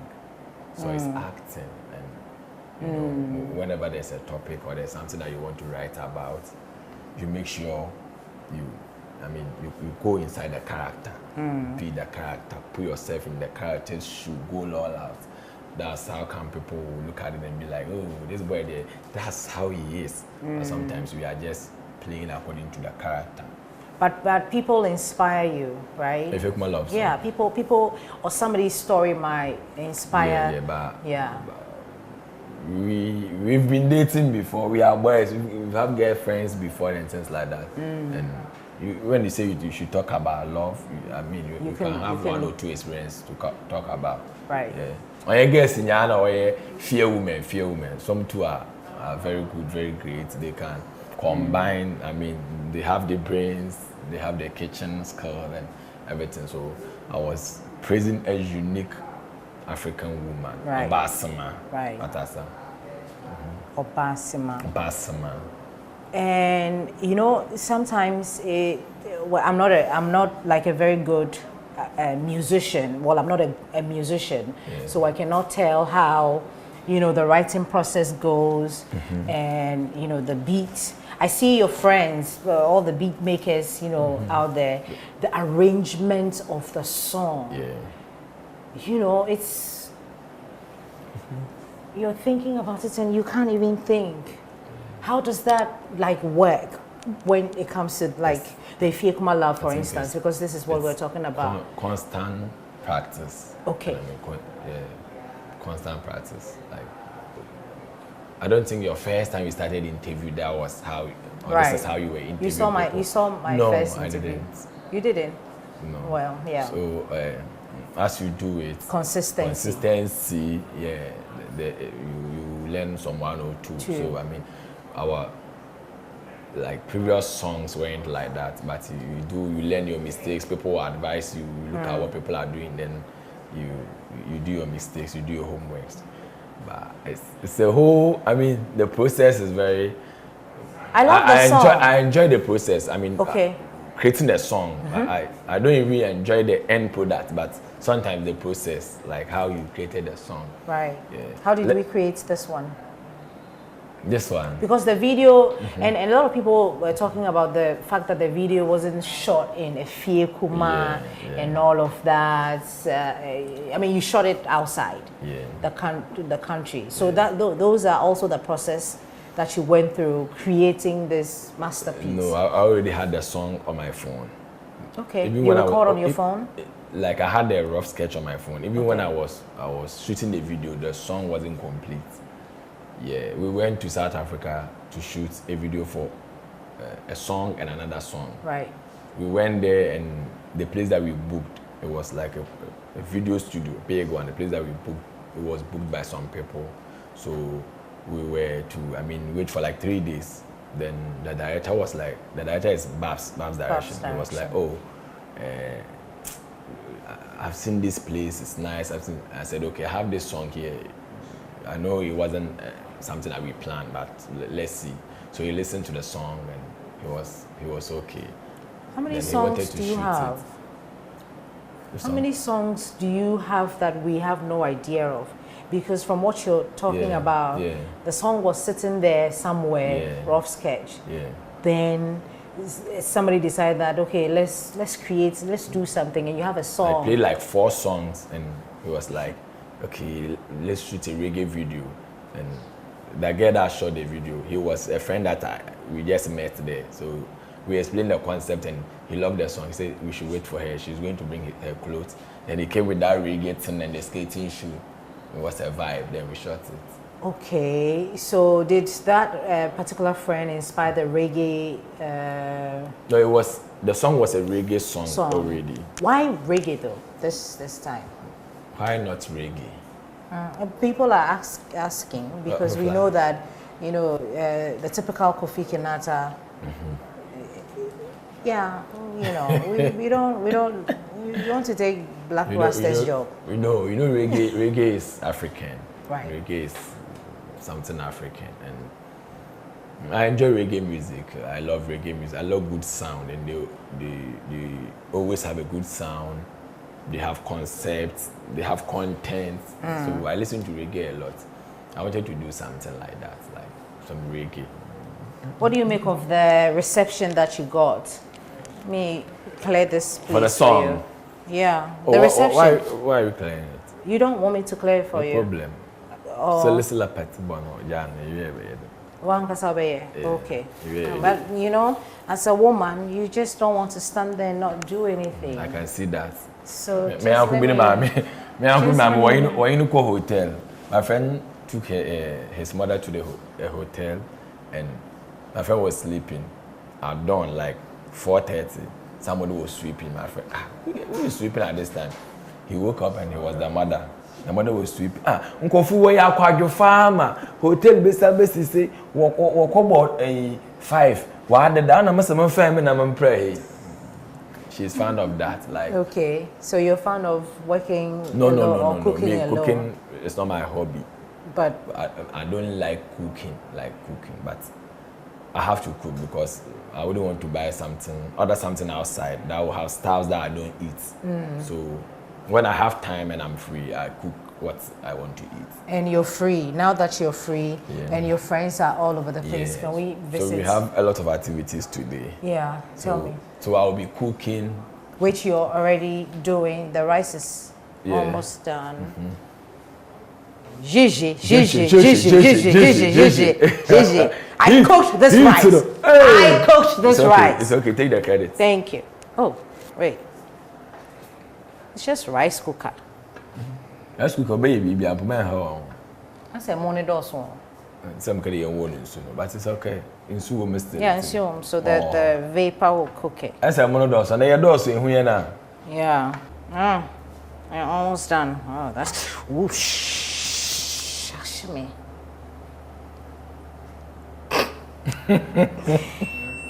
I know that I'm, I should think that I'm part of your friends, but I know that you keep a lot of, friends around. Mostly they're creatives. Yeah. Why is that? Because I'm a creative and I need creative friends around. Yeah, most of them are sound engineers. Okay. So when I come around, those are the people I call. So I have a long beat. Okay. You see here, you saw him there. Yeah. And Willie's beats and 2 bars. I saw 2 bars. 2 bars. Yeah, been speaking to the Loso is there. He's an artist to Loso, Nemesis Loso. Oh, okay. Tadi Lama, Fancy Lama. Okay, but I know that we have something else doing today. You mind sharing? A whole lot of activities. That's why I'm cooking. Okay. Okay. So because there are a lot of friends here, that's why we cook. Cooking. Okay. So we will eat and get on with our daily activities. We have the setup there, the studio setup here, and we have our PlayStation 5 there. And for the at Asante or matches be or I'll try then from here, Timove FC will be playing. Timove FC. I've heard that name before. It's your team. You own the team, or they just put the name, your name. I have a team. There's this sack over there, full of football boots. Like I'm going to give it to them. Like whenever I'm coming to Takrada, I make sure I bring balls, football boots. They tell me their needs. I mean, interesting. You have to provide for the team. Yeah. Oh, that's interesting. So they'll be playing. We are in the middle league. We will be playing in the middle league, and if we qualify, we will play in first division. We are now in second division, and we will be playing the middle league. We have a match on Wednesday. The opening ceremony will be on Monday. Let's say tomorrow.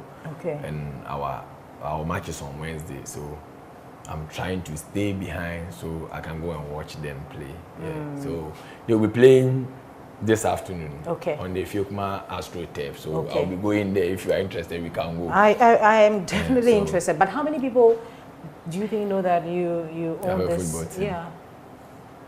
Hold on to that thought. We'll talk about that one later. Let's be your friends. So this is Elon Beats. Charlie, what's up? I'm in the studio. Relax for me. Keep quiet. Let me do my song. The beat is the beat mine or yours? Oh, it's like a new beat that you're doing. Yeah. Okay, let me allow you. Do you need this? Yeah, but I freestyle. Try okay, some freestyle. do the freestyle. You try some freestyle. Okay. Should I wear this? You know, if you do freestyle, you have to. Yo, Eva. So currently, I mean, what's it called? Takrade. They call it Taddy. Some people call it West Side.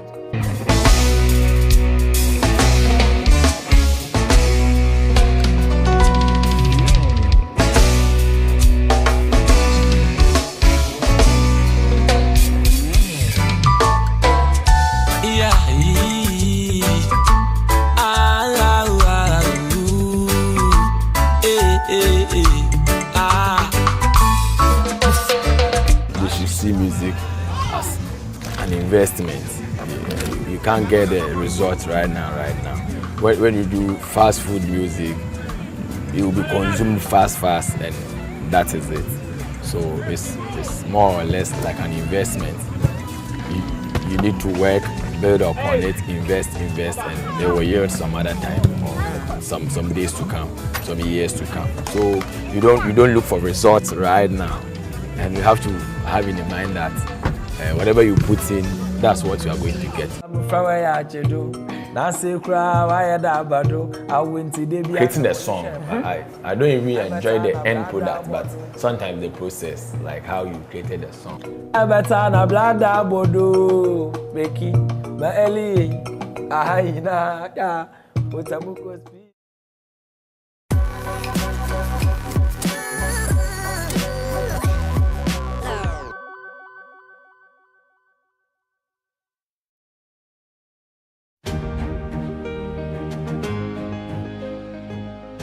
Hi there, my name is Yaira Portia Klu, founder of Real Impact Generation, a non-profit organization that focuses on facilitating national development through volunteerism. We provide teaching materials to schools that have experience shortage, aiming to enhance teaching and learning experiences in the schools.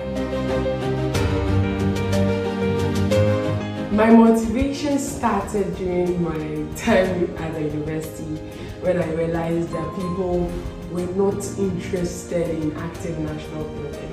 Unlike in the past where we heard of the VOLU, where young people were engaged in volunteering, it wasn't like that on my time. So during my time in the university, I decided to create this group to actually revive the spirit of volunteerism and also encourage the youth involvement in national building. I have been engaged in this work for the past 5 years. In fact, I'm proud of all the volunteers.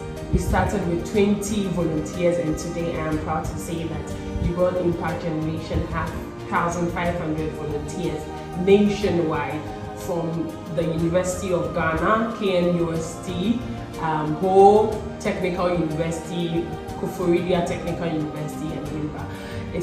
It has actually been one of the things that have actually motivated me, because the volunteers have visited Tamale, they visited Kintampo, they visited Ho, Sefili also, and they are all eager to actually reach out to other people. Since the establishment of the Real Impact Generation, we have been working to facilitate the equal access of quality education in the rural areas by deploying our volunteers, most of whom are university students and graduates, to assist the tutors in the schools and also help teach the people. I believe the Joy Impact Maker Award is a platform for change makers to share their stories, provide hope to the general public that there are individuals actively working to improve our country, Ghana. And this award scheme will grant our organization the visibility to attract young people in the country, especially nationwide, and then also put our name out there whereby individuals or graduates are the targets, because we give voice to those demanding freedom, the rule of law, and we always include the views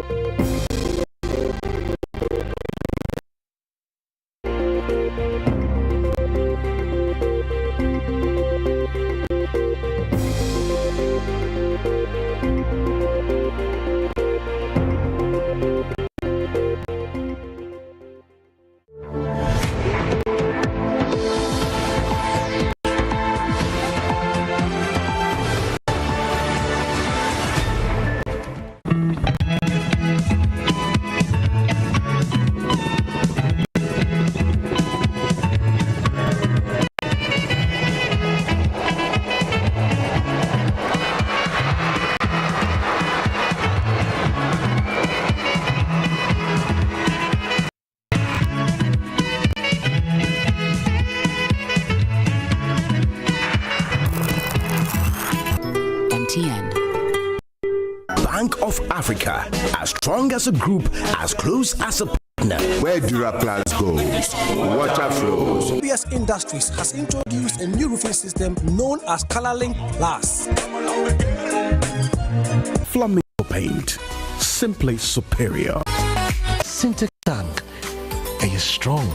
Are you tough? Cherry Tree Properties. We develop spaces as though we were going to occupy them.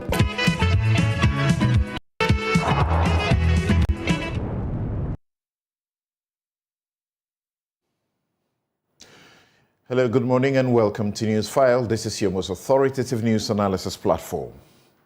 As we promised you last week, today's show, it's dedicated to understanding the quote-unquote giveaway lithium.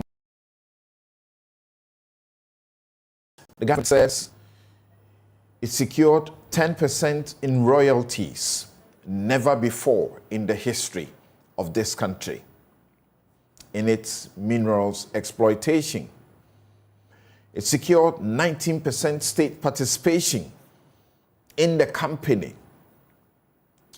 with the requirement to scale it up to a minimum of 30% Ghanaian participation through listing on the Ghana Stock Exchange for shares to be made available to Ghanaians and Ghanaian entities. They're looking at entities like SNIT participating. The minerals body that we set up to help us in such processes, in making sure that we are maximizing our part, the MIF, says over the life, 12 to 15 years of the Atlantic company, so to speak, they are looking to rake in some 2.4 billion United States dollars. That's about what percentage of what we are before the IMF seeking? We are seeking 3 billion to save the economy. The government says all the things that Ghanaians are demanding that it should do in this contract, it already has, and even gotten better. Many say the government is wrong about that. So we will seek to understand what the contract is, what's good and bad about it. Aisha Wang, you remember her? The Galamsey Kingpin, the one whom a minister, senior minister, said we should not be prosecuting because there was so much to gain by not prosecuting her. She left this country, returned, was rearrested and put before court. After swift prosecution, she was handed 4 years and 6 months and needs to pay some penalties. Immediately the judgment was delivered, many Ghanaians felt this was not good enough. It was sort of a slap on the wrist, because Ghanaians know that the law that put the maximum punishment at 5 years in 2015 had been changed in 2019. As President Akufo-Addo said, we didn't trust the judges to make the determination, so we clipped their wings and gave them caps within which to operate. And so she was to get between 20 and 25 years. The Attorney General says this is good, but we can get more. So he's appealing to get us more. How do we win the Galamsey fight? Through punishment of the people involved at the top. We'll spend some time on that too for you at the end of the discussion on the lithium contracts. I'm Samson Ladia Yanini.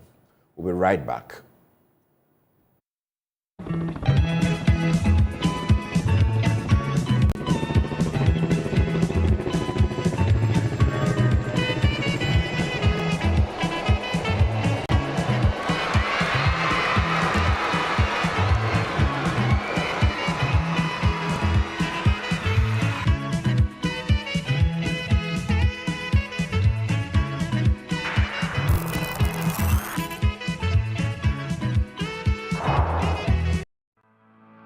For decades, we have helped businesses connect with their trade partners all over the globe.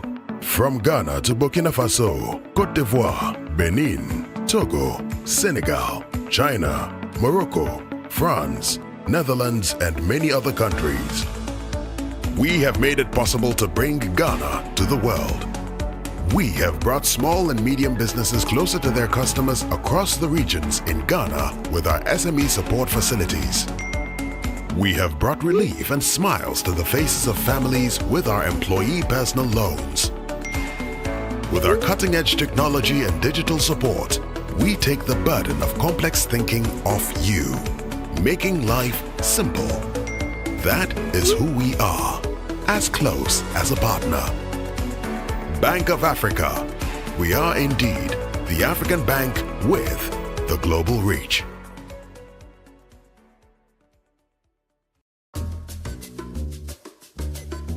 Pascal is showing his boss the efficient new technology they've installed. She is pleased, but now she's asking, why is that still there? Pascal explains that he hired a security guard to protect the data shed. The boss is not so pleased anymore. If you haven't upgraded to cloud storage yet, it's time to get business done better with MTN Business. Get involved and vote in the district level elections to choose assembly members and unit committee members. The Electoral Commission of Ghana is calling on all Ghanaians to vote in the upcoming district-level elections on Tuesday, 19 December 2023 from 7 a.m. to 5 p.m. to elect new members to the various district assemblies and unit committees in the electoral areas in all polling stations around the country. The ballot paper for the district assembly elections will bear the names of your electoral area and candidates with their photographs. As a voter, you have to select only one candidate. You then go for the ballot paper for the unit committee elections, which also bears the names of the units and candidates with their photographs. And voters are to select only 5 candidates. Participate actively in selecting your local representative to the various metropolitan, municipal, and district assemblies. Remember, District Assembly and Unit Committee members are your agents for development, so go to your polling stations and vote on Tuesday, 19 December 2023. Get involved. Your vote is your future.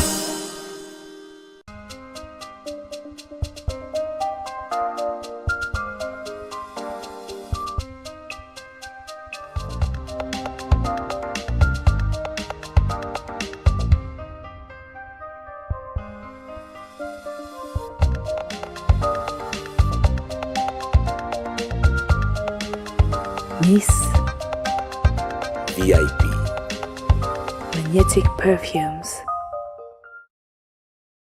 Welcome to German Ozone Medical Center, the pioneer of ozone therapy clinics in Ghana and West Africa. If you are dealing with conditions like diabetes, diabetic ulcers, stroke, arthritis, bodily or skeletal pain, viral infections, and more, we invite you to explore the advanced complementary therapy. Rediscover your true self through our facial micro-needle sauna for detoxification, bringing forth the radiant glow you've always dreamed of. For exceptional dental health solutions, we offer services such as digital Hollywood zirconia smile, clear aligner treatment, implant, and digital dentistry. At the German Ozone Medical Center, our dedicated and friendly team of professionals are committed in providing you with a unique and top-notch dental experience.